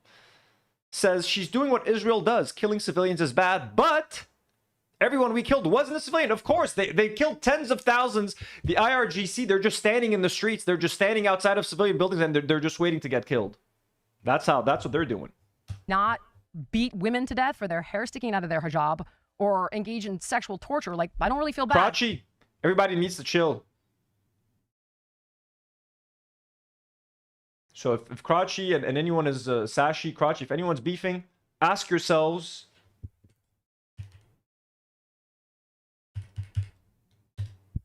what would Jim D. Dukers do? Anytime someone in the chat is arguing or things are getting tense, imagine Jim was what would have Jim said if he were here? He would have stopped it right away. He would have put an end to it.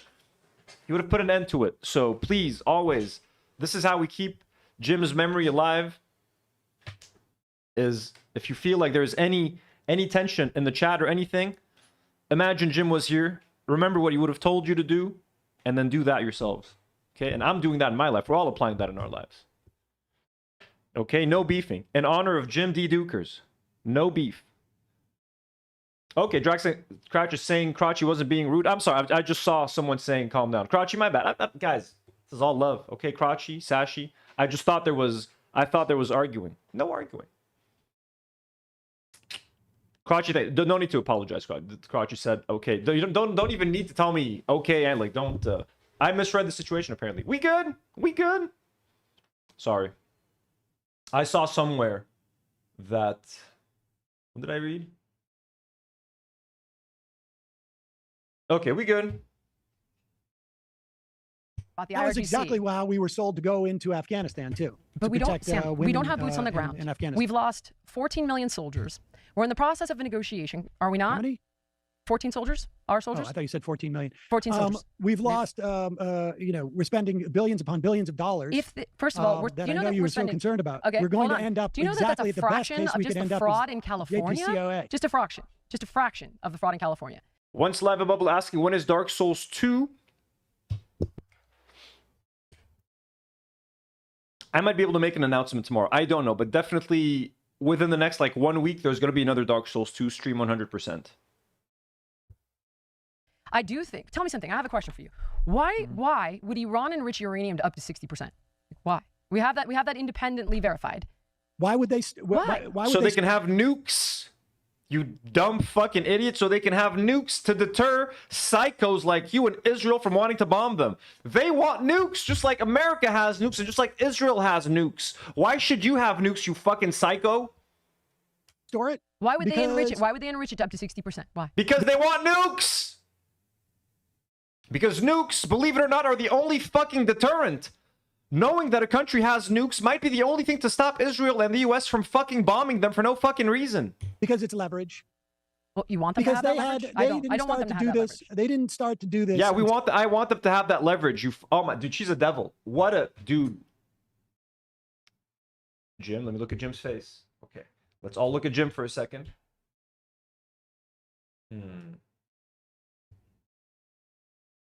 Yeah, I want them to have the leverage. I want them to have that fucking leverage, lady. Until Trump unilaterally got out of the JPCOA. That is not true. It is true. No, it isn't. And they built up their stockpiles. They so Iran has never been a threat. They haven't chanted death to America. They haven't had a nuclear program. It hasn't been a problem for years. They haven't had a nuclear program outside. Why would they chant death to America? Is there a reason they do that? Why did they? Shit, I'm an American citizen, and sometimes I'm tempted to chant death to America, given what America does to the rest of the world. Genocides in Gaza, genocides in ethnic cleansing in Lebanon. Wars in Iran, killing 160 schoolgirls and little boys and their teachers. Stop being a fucking useless piece of trash. Enriched it because of Trump. Okay, so that's the reason. No, they didn't enrich it because of Trump. Trump was the one who took us out of the deal that if we're lucky, we will Why get did back he take us to. out of the deal, Sam? Because he resented that Obama signed it. I have no idea. Sam, because that's not there why. were also people in his administration who wanted to have more of a conflict with Iran, and it wasn't until his second term Well, when he had right more now- toadies that he was able to. And so Iran, had they a nuclear weapon, I think we probably would not be bombing them. That's true. We probably And would so not be. it is the most rational thing in the world for them to pursue that. Well, I personally do not and want. unless they get the benefits, and they have put on the table on multiple occasions already deals. In fact, the PM of Oman, who was doing the negotiation, said that Iran had made a deal to get. Crotchy says, they chanted about us, so we kill them. Is a really demented mindset to have about people in another country who have never attacked your own country. Precisely. It's the exact same thing. It's also the same as like Ethan or someone being like, these people said a mean tweet about Israel. It's horrible. Yeah, okay, they did do that. Why don't you focus on the actual people that are in control of what's happening?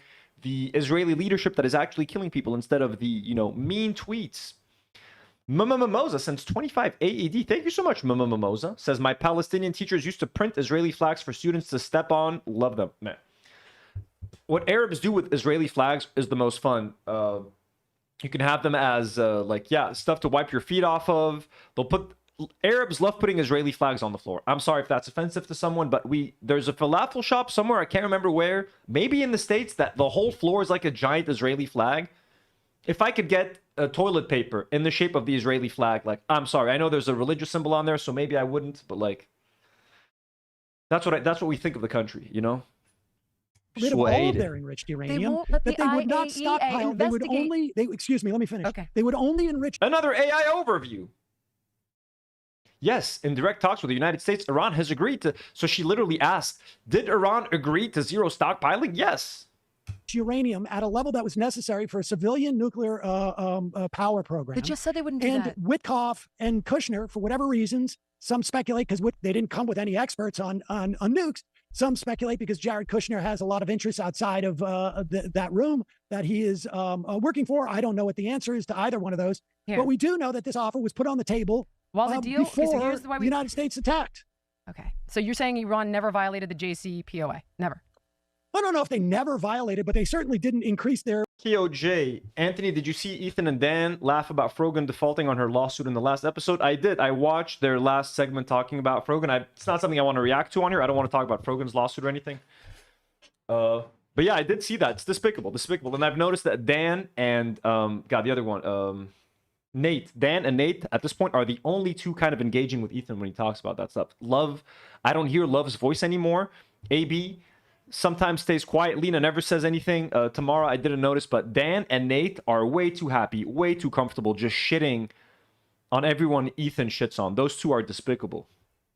Uranium productions, I'm sure on some level there were probably specific technicalities. 130 metric tons in 2016 of heavy water stockpile that I guess you used to enrich uranium. Advanced centrifuge development in 2016, 2017. Systemic deliberate breaches of the deal in 2019 and 2021. Following the deal was exceeding broken. enrichment purity caps, JCPOA strictly limited uranium enrichment to 3.67, and they had enriched to 20% in 2018. What do you mean this happened under Trump? This has been happening. It's been happening. I don't want them to have a nuclear weapon. I don't. So it's one thing to say they don't have one. Okay, but then just tell me, why then are they violating the JCPOA before Trump? It was Trump unilaterally left it. Unilaterally left it? What do you mean? He quit. He quit it. Why did he quit it though, Sam? You know Obama gave them pallets of cash, right? Oh, do you know how much cash they made? Twice that in selling their oil. Whoops, sorry. It was Trump unilaterally left it. Unilaterally left it? What do you mean? He quit. He quit it. Why did he quit? Once I have some dumbass coming after me on Twitter. Let's go, Twitter beef. Twitter beef. Where is she? This lady's fucking crazy, dude. This one. She's what? But they went after his kid, so I made a tweet. Ela Klein single-handedly creating the next global pandemic on her trip to Israel. This lady who keeps defending everything Ethan Klein does and says they went after his kids. God forbid someone be excited to see their fucking family. Where do you...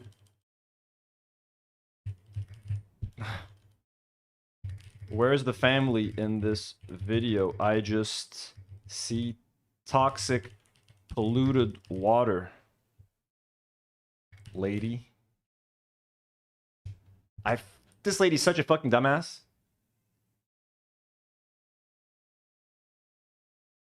Quit it though, Sam. You know Obama gave them pallets of cash, right? Oh, do you know how much cash they made? Twice that in selling their oil in the wake of... It's been happening. I don't want them to perhaps JCPOA strictly limited uranium enrichment to 3.67, and they had enriched to 20% in 2018. What do you mean it's happened under Trump? This has been happening. It's been happening. I don't want them to have a nuclear weapon. I don't. I do. I genuinely want them to have a nuclear weapon. So it's one thing. I want Iran to have a nuclear weapon. Any country at this point that is at risk of being attacked by Israel and the U.S. deserves to have a nuclear weapon as a deterrent. That's it. I'm sorry. It's a rule. If genocidal entities like the U.S. and Israel can have nuclear weapons, the whole fucking world needs nuclear weapons. Everybody deserves nuclear weapons. They don't have one. Okay. But then just tell me, why then are they violating the JCPOA before Trump? It was Trump unilaterally left it. Unilaterally left it? What do you mean? He quit. He quit it. Why did he quit it though, Sam? You know Obama gave them pallets of cash, right? Oh, do you know how much cash they made? Twice that in selling their oil in the wake of our bombing. Well, this is one of the reasons that if Trump can get China to buy oil from us, that's a nice little checkmate without us having boots on the ground. I would actually like to see, I think the Iranian regime is a cancer. I think they're the #1 funders of terror. I think they're evil in the atrocities that they commit. Terror? The Iranian regime is a cancer. They're evil. What do you think about the Israelis? And I think Israel is a legit cancer in the region that needs to be chemotherapied. But they don't fund Hamas. They don't fund Hezbollah. Really? They're not the #1 funders of terror in the world. I meant international terror. No, actually, the #1 funders of terror in the world is the United States of America. And they're funding terrorist organizations like the IDF and the U.S. Army. Hate us. They fund terrorist organizations. I'm not for it. They fund. I mean, I don't know. Hezbollah is more of a militia and a paramilitary. Okay. Do they fund those groups though? Yes, they're the #1. They do. Okay. Yeah, and we're thankful for it. Thank you. Thank you, Iran, for helping fund our resistance. Thank you for helping us get these FPV drones that have been making IDF lives a living hell. We saw them getting fishing nets to protect their gear. You saw those FPV drones taking out tanks and soldiers. Thank you, Iran. As a Lebanese person, I am thankful for your support to our resistance and for helping us terminate a couple of IDF lives. Top disrupting force in the middle. Pure and fucking simple. Thank you. What else you want to hear? Least. Why would the Saudi... In what manner? Well, you tell me. Why does the Saudi Crown Prince say... I think a lot of people would suggest that Israel is the top disruptive force. Why does the Saudi Crown Prince say that the Ayatollah was like Hitler? Why? If he's because he loves American money. A rival country and is in competition for so the Abraham Accords region. If this regime ended up falling and you could expand the Abraham Accords, you think that's a bad thing? If they were incapable of funding terrorist organizations, you think that's a bad thing? If Iran never was able to get a nuclear weapon, you think it's a bad thing? I just don't think it's a bad thing. A new dictator in Iran, would that be better? Is that what you're suggesting? Like the Shah? I think it'd probably be the same. Oh, the Shah? Who are you talking about? Reza Pahlavi? I don't think that he's as nearly as bad as the Ayatollah. I'm not saying you should install a new Shah. I'm talking about the old Shah, his father. I don't think his father was as bad as the Ayatollah, no. I do know that he had like secret police and all of that, but I don't think he was as bad as the Ayatollah, no. And you do know that it was the United States that put him into power. Let's actually relitigate that for just a moment. So when did that... ChatGPT actually just told me something new. That happened. We went in 1950. 20 years, right. And when did it happen? 1950, right? I think it was 53. Maybe it was 51. Okay. So there's I actually watched the whole thing on this and I would have prepared better for you. But 20 something years later, we weren't involved in that. 20 something years later, after we got involved, a 79. That's 20 something years later. Yes. Her producer just literally told her the 1979 date in her ear. We weren't involved in that. 20 something years later, 20-something years later. After we got involved. Put a 79. That's dictator 20-something years later. Someone just told her 79. Just like she just brought it out of nowhere. She literally has a producer in her ear telling her what to say. Yes. By the way, the guy that the Shah replaced was a horrible person. I remember I had a whole interview about this. Hold on. I didn't know we were going to talk about this, so all right. Hold on. It's all right. The guy the Shah replaced was a horrible person. Lol. I didn't prepare. Let me quickly open my laptop. No, I mean, but hold on. Who did? He was like a horrible person that the Iranians hated. I know that we thought that he was like this really good guy, but he actually wasn't. In getting rid of their democratic elected. We thought he was this really good guy, but he really wasn't. I love the deep political analysis coming from Jillian Michaels. Leader. Sam, that happened in the 50s, though. The Ayatollah Karachi, who's been a member for 3 months. Thank you so much, Karachi, for being a member for 3 months. Says Hezbollah and Houthis are defense organizations in these contexts. Yeah, they're literally resistance groups. And in Lebanon's case, they're almost the only defense we have because our military is, sucks on purpose. They don't have enough equipment. I love our military. They're strong in spirit but weak in gear. 30 years later, nothing matters. I get it. Honestly, there's no point in us talking about this. I'll tell you. It's actually really interesting. Admittedly, this is a totally irrelevant sidebar, but it is kind of an interesting story. So if you want to know the history behind what really happened to Mossadegh, I have a link to it in the show notes. I mean, I can't remember his name. Okay, Mossadegh, that's right. Okay, hang on. I've run out of time. It's 4:30. Yeah, I was just about to say he looks miserable. Look at his face. I've run out of time. It's 4:30. Okay. All right. Well. And she doesn't believe. She's like, oh, okay.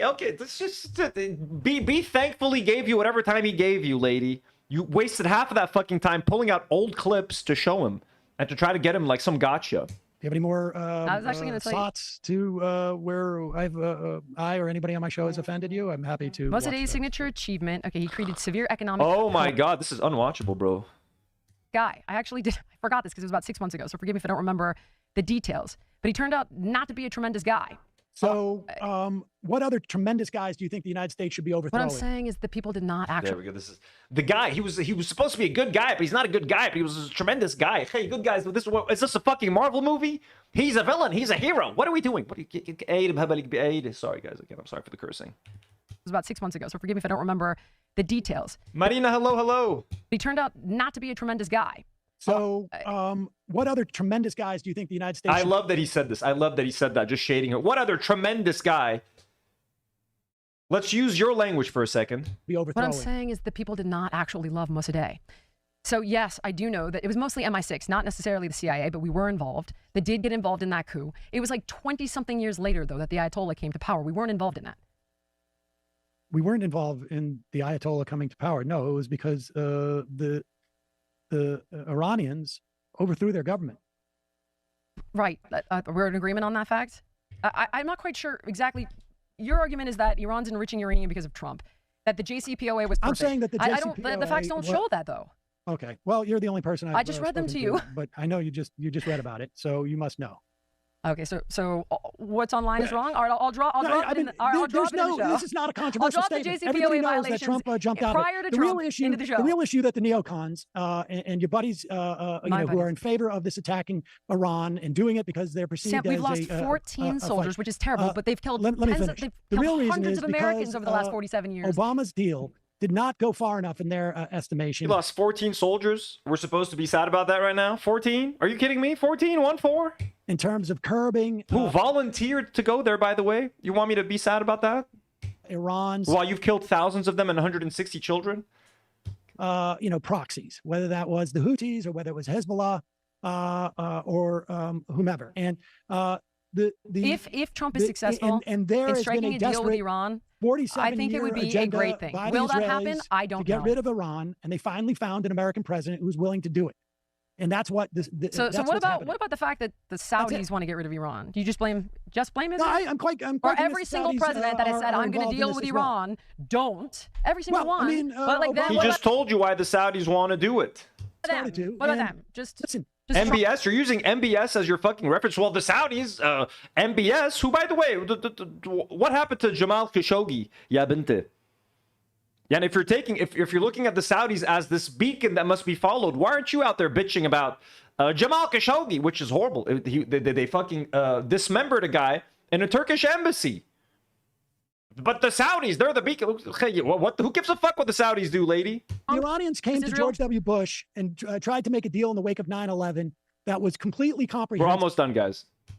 And in fact, not only did they do this, they brought the deal to the Swiss. The Swiss went to the United States and said, here's a big deal where Iran is willing to stop. Look, stop talking. When the guy's talking, you don't talk over your guest because we can't hear shit.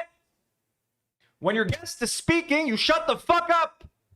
Hey, what the? Shut up, lady. Look. The Swiss went to the United States and said, here's a big deal where Iran is willing to stop, fund that they adhere to the JCPOA and Trump ruined it. And That's the not Bush true. administration was so upset that there was a chance for peace with Iran that they sanctioned Switzerland for even delivering the message. What does that have to do with Trump? I didn't vote for Bush. What does that have to do with any of this? It is the same agenda that has been operating, this hostility towards Iran. And Biden, hostility towards Iran. So when they chant death to America, they've killed hundreds of Americans over the last 47 back years. into the the JPCOA. And in retrospect, I realized you think Iran's this great regime, no threat, no worry, don't care if they have a nuclear weapon. This is exactly what they said. This is exactly verbatim what you're saying. And yes, the Saudi genocide in Yemen, of course. Thank you, KOJ, for, of course, bringing that up. Right now is exactly what they said to people who said we should not be invading Iraq. Let's go. There's so many differences that it's staggering. We had boots on the ground in Iraq, and there were no weapons of mass destruction. Here, we don't have boots on the ground, and there's 60% enriched uranium, and they're funding terror proxies. Night meet day. Totally different. I see. It's a completely different.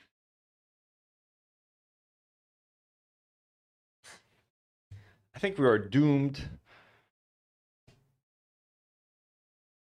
How do you rebrand Hezbollah? I think the problem is that's it. Like, the Middle East has been branded successfully by America as like terrorism. So Hezbollah, any bearded brown person carrying a gun, defending their land, is a fucking terrorist. It's just a branding issue, honestly. We're just suffering from branding. Maybe we need to come up with $700 million like the IDF is and do some hasbara of our own at this point. I don't know what to do. You know, maybe the Hezbollah needs Lego videos of our own like the Iranians. I don't know what to say anymore. You know what I mean? Like, that's it. We are forever the terrorists. So people like her just see like they've got to kill the I'm just tired, guys. I'm tired. Haley with a $5 super chat. Thank you so much. And says, as a wise man once said, it doesn't count when I curse in Arabic. Well, thank you. I think I might know who that wise person might be. Me. So actually, if it doesn't count, Sharmuta ya shlikke. Sorry, guys. I had to go all out. Of reasons why we're invading this country. There were no weapons of mass destruction.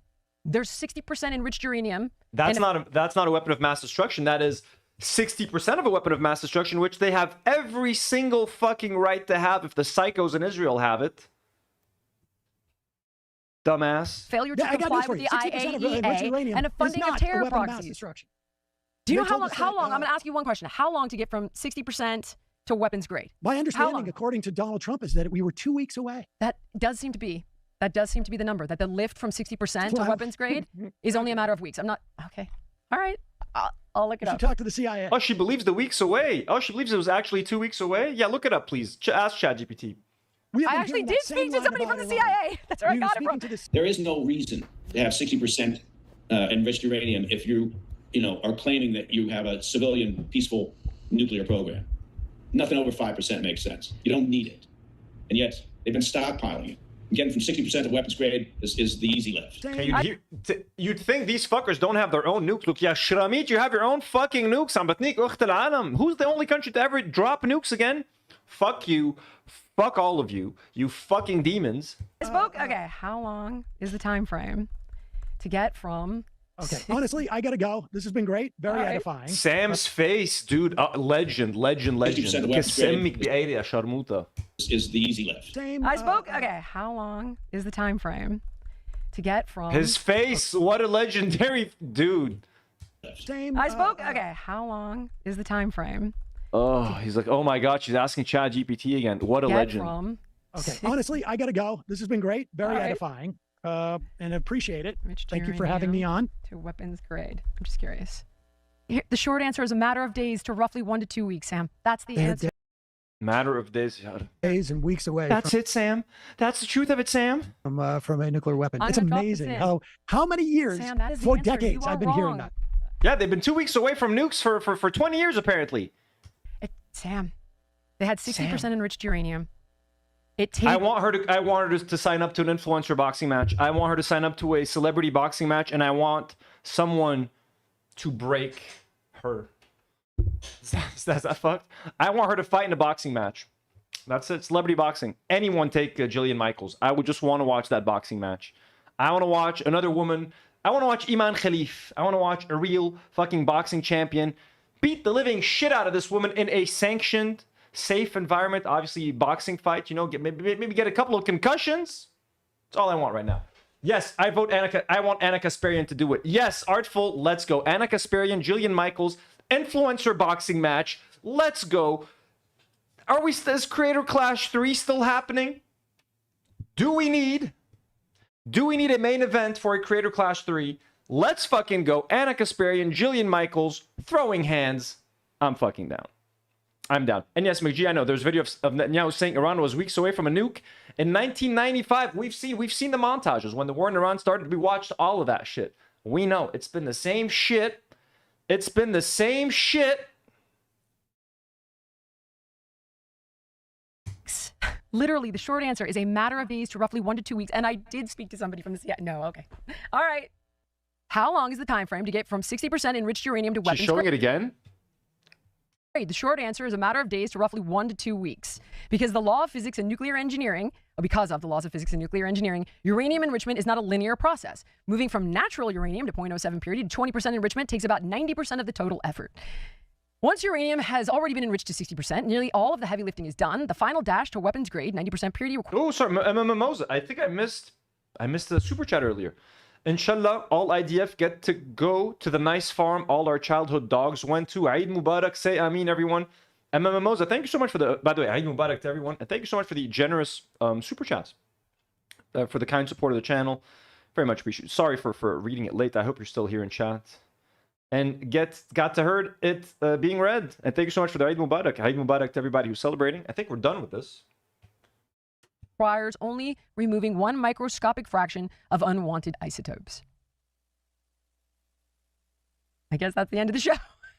Thank you so much for watching. If you enjoyed, he bounced. That's awesome. Ooh, okay, great. Nour has just sent me a gym cutout that we can use for memberships on the channel. So we'll talk and we'll figure out a time where you can come over and help me with that. We got a very nice gym cutout. Every time someone becomes a member, but bam, we're gonna have Jim's beautiful face blessing all of us right here. Podcast, please like, comment, subscribe, and share. And make sure to let me know what guests. Oh, Moses said, it's okay, it's your idea, Anthony. Well, that's so sweet. You want to see on in the future. I'm never watching another one of her podcasts again, by the way. Let's see what happened to her take. I think it's canceled, right? At this point? What's the point? Yep, 2 months ago. Her take's done. Let's quickly see about the Krystal Ball lost her take episode. This is a big one from Morg and Rice. Jillian Michaels said in a podcast that Krystal was supposed to be on a Her Take episode in September 2025, but it got pulled because the coverage wasn't balanced enough on Israel. What happened on that episode? I didn't know that. I saw this clip too. She the coverage wasn't balanced, so what? Jillian Michaels wasn't there to suck Israel's ass? This week on a clip. What happened on that episode, and how hard did Krystal destroy them? Chris said, I WhatsApped you, but you ghosted me. Chris, man, you WhatsApped me while I was live streaming? I guess I forgot. Said, yo, I'm free Thursday and when... Yeah, so sorry, dude. I just sent you a kiss on WhatsApp. We'll figure it out. I just got the thing today, so... The fact that Krystal Ball was supposed to come on Her Take. She did come on Her Take, but the episode never saw the light of day. And it waited out. This was in studio or the issue of Israel. On a Her Take episode in September 2025, but it got pulled because the coverage wasn't balanced enough on Israel. What happened on that episode? I didn't know that. I saw this clip too. She said this week on a clip. What happened on that episode, and how hard did Krystal destroy them? I mean, I did my normal thing. Actually, what happened, I don't know any of the internal deliberations. I will tell you, their process was very slow. So after we recorded the episode, it was held for a number of days. And then Charlie Kirk was assassinated. And oh, shit. Then a lot of the content we had already recorded felt very dated and off. So I reached out. I don't think Anna would mind me saying. I reached out to Anna. I was like, what do you want to do with this? Because I feel like this, this episode now is very dated. And I just, have a question about putting it out in its current form. And she was like, good point. Let me talk to the team. And then I never heard anything back. It just never got posted. So I assumed that was the reason, because that seemed like the most obvious reason. There was no big blow up. And that's interesting too, because in the clip we just played from Jillian, she makes it sound like shit hit the fan in that episode. She was like, oh, and the worst one we ever recorded was with fucking Krystal Ball. It was so crazy and unbalanced. Honestly, I'm kind of surprised because I actually haven't seen this yet. I'm reacting to it for the first time. Krystal makes it sound like it wasn't actually that contentious necessarily. Like she just said there wasn't even a huge blowout. I get it. Obviously, when something like the murder of Charlie Kirk, like live on TV happens, any podcast that was recorded before that and like that doesn't acknowledge that would seem kind of dated. So I do get if that's the worst of it, but like I assume that like Anna and Krystal teamed up against Jillian, like anti-Israel shit and her being pro-Israel. I thought that's what happened. I'm sure she still embarrassed Jillian Michaels a few times, but that is interesting to find out that it was less about the contentious debate and maybe more about the timing with Charlie Kirk. That's interesting. Yeah. Sarah, hello. Thank you for being here. Yeah, or it's just the fact that they didn't like the fact that Krystal and Anna were effectively and cogently analyzing the situation and making the people who had to defend Israel look really dumb. Because that's probably what happened. Anna and Krystal Ball were probably making some really good anti-Zionist, anti-Israel points. Jillian Michaels, obviously the fucking dumbass idiot bench that she is, couldn't defend her precious Israel hard enough. So she's like, let's pull the episode. Things that I think people on the right rely on is having these caricatures to tear down. They want somebody, in a sense, to be blowing up over the top so that they can react and be like, look at how unhinged these people are, right? It could also have been like, hey, Anna and Krystal came across remarkably well. Jillian and whomever else was on the panel that was trying to defend Israel came across as remarkably poor, and Jillian was self-conscious about it and wanted to pull it. I still, I don't have any evidence for this, right? So it's just a theory and it's not an accusation. It's just something that comes in my head that I wonder about. All of this. Mimosa just became a Do Not Worry. Well, thank you so much for becoming a channel member, Mimosa. It's fucking awesome. We are currently at 459 channel members. It makes me wonder if like Jillian was just extra skittish because she was getting paid by somebody who would be really, really critical of how she performs. Because I also got that vibe that that's why she left in the middle of the debate. Like she doesn't want to lose access to whatever funding she was getting outside of PBD's Her Take. Yeah, I mean, I hear that. I'm just saying it sounds like Krystal was almost the one that initiated this idea of shelving the episode. Like, well, the way Crystal's telling us, she said she reached out to Anna and was like, hey, do you think this is like worth the producers or the... So it is. Leave it at that. And I was sort of struck by the fact that there wasn't, I think Jillian wanted to push back, but didn't really feel that she had the knowledge to do it. So I guess in that way, maybe you would say it was unbalanced. But if she's trying to fill the role of like the Zionists standing up for their right to genocide, that's on you, girl. If you didn't create that balance, like that was kind of your role. So anyway, this is the first. I'm a big fan of Krystal Ball. I know they have some bad takes, especially the Grand Platinum stuff that everyone's fucking up on sometimes, but... I'm hearing of this, but that's why they needed to bring in Dave Rubin or Batya Ungar Sargon. Remember Jillian said that? Yeah. She's like, we need to bring in someone that really knows what they're talking about, like Dave Rubin. Did you say Sargon? But didn't really... It's been a while. There was no big blow up over Israel, but also... Jillian, I'm trying to recall exactly, what the conversation was even about. It's been a lifetime since then. It's been a while, but I know we did talk about Israel for sure. And I was sort of struck by the fact that there wasn't, I think Jillian wanted to push back, but didn't really feel that she had the knowledge to do it. So I guess in that way, maybe you would say it was unbalanced. But if she's trying to fill the role of like the Zionists standing up for their right to genocide, that's on you, girl. If you didn't create that balance, like that was kind of your role. So anyway, this is the first I'm hearing of this, but that's why they needed to bring in Dave Rubin or Batya Ungar Sargon. Remember Jillian said that? Yeah. She's like, we need to bring in Ungar Sargon?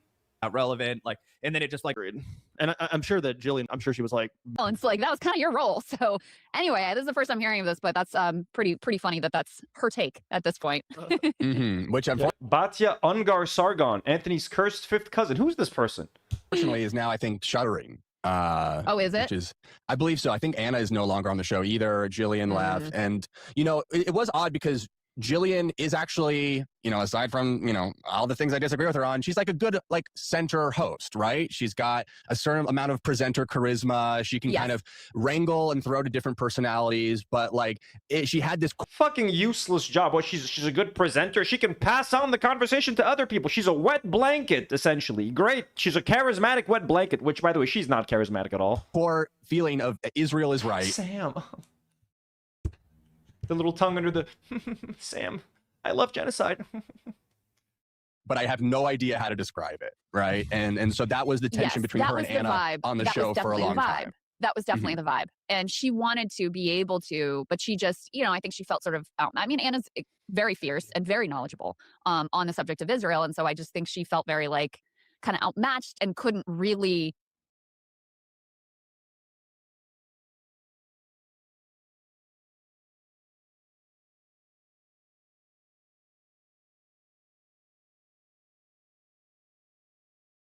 Sorry, having some Twitter with that dumbass. I'm just asking her why she's so upset.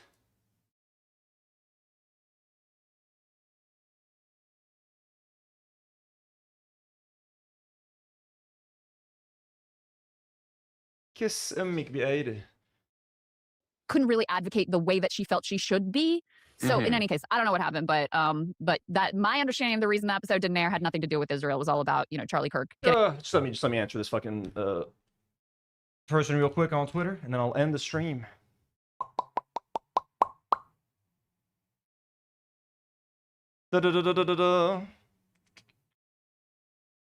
She says, "Where does Ela's family live, you fucking dipshit? Israel, you ingenious swine." Why are you so upset? There we go. I think that's enough. Yalla bikafi.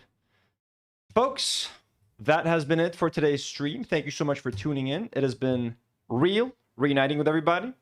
Thank you to everybody who's been supporting the channel, who sent in gifted memberships, super chats. Thank you all. Let me take a second to thank all of y'all. A little extra. Like Emma Moza, Haley, Inuya Shax, Chris, Dana Sufyan Ali Nogzalato, Show Me Llama, IDF Kills Children, Dusty48, Dizzle McFizzle, Lemon Mint Cat, Polish Pusher, Zaytoon Zero. We appreciate you all, and all of our members that sent in super messages like Artful Decadence, Trap Beans. Oh, did I miss anyone? Thank you. Crotchy. Thank you, everyone. Much appreciated. I will be back tomorrow with one or two. I'll figure out what I'm doing tomorrow. If I do the Hassan Ethan Fallout Part 2, if I just do a Lego stream, gaming stream, something's happening. One or two streams are happening. Maybe a member stream. Since I'm trying to stream a little bit earlier, I got to figure out a time for the member stream. All will be announced tomorrow. I'm going to be trying to do streams at 5:30 p.m. like I did today, so 10:30 Eastern for the next couple of days, just to try out, see how the views are, if the engagement is okay, or if I should go back to the old times. We're going to be experimenting. Thank you all for being here. I very much appreciate you. Let us close things out with just a fun little, Jim moment. Please don't forget to subscribe to Jim's YouTube channel. Jim D. Dukers, the link is pinned on top or the bottom of your live chat, so please do it. We appreciate and love all of you. And Sashi253 just slammed us with 5 gifted right before going offline. Sashi, holy shit. 5 new gifted folks. Are at 464 members. Holy shit, 464. Let me update that real quick. Holy hell, out of 1,000. Do not warriors. Thank you so much, Sashi. That's way too kind. Coming in clutch at the last second with some extra support for the channel. You guys are awesome. Thank you so much. You're very sweet. Congrats to everybody who got Man with Long Last Name, Defunk, Remus, Gray Page, and Marlboro Mom.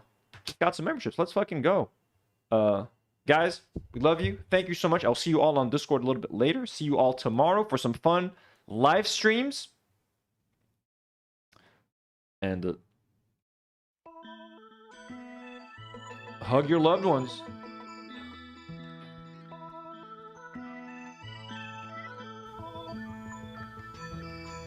Take it away, Mr. Jim D. Dukers.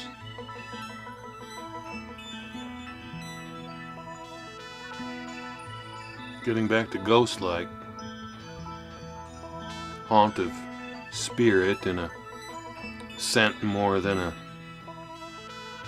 typic apparition.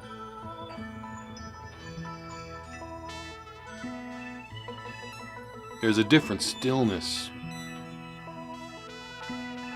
like an earthquake hound dog feels. There's a phantom gist of it and all, but all the while, shrieks of it are all about him, all about you. The acrid iridesces into awkward, startling, peripheral, cold white at your shoulders, shivers shadow bruise blue. A little sage will brim you. Don't forget to scrub your corners in the clean smoke.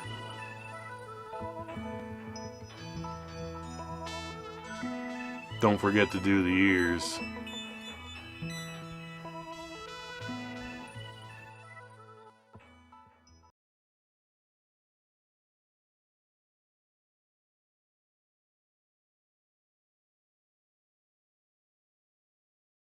Do not worry.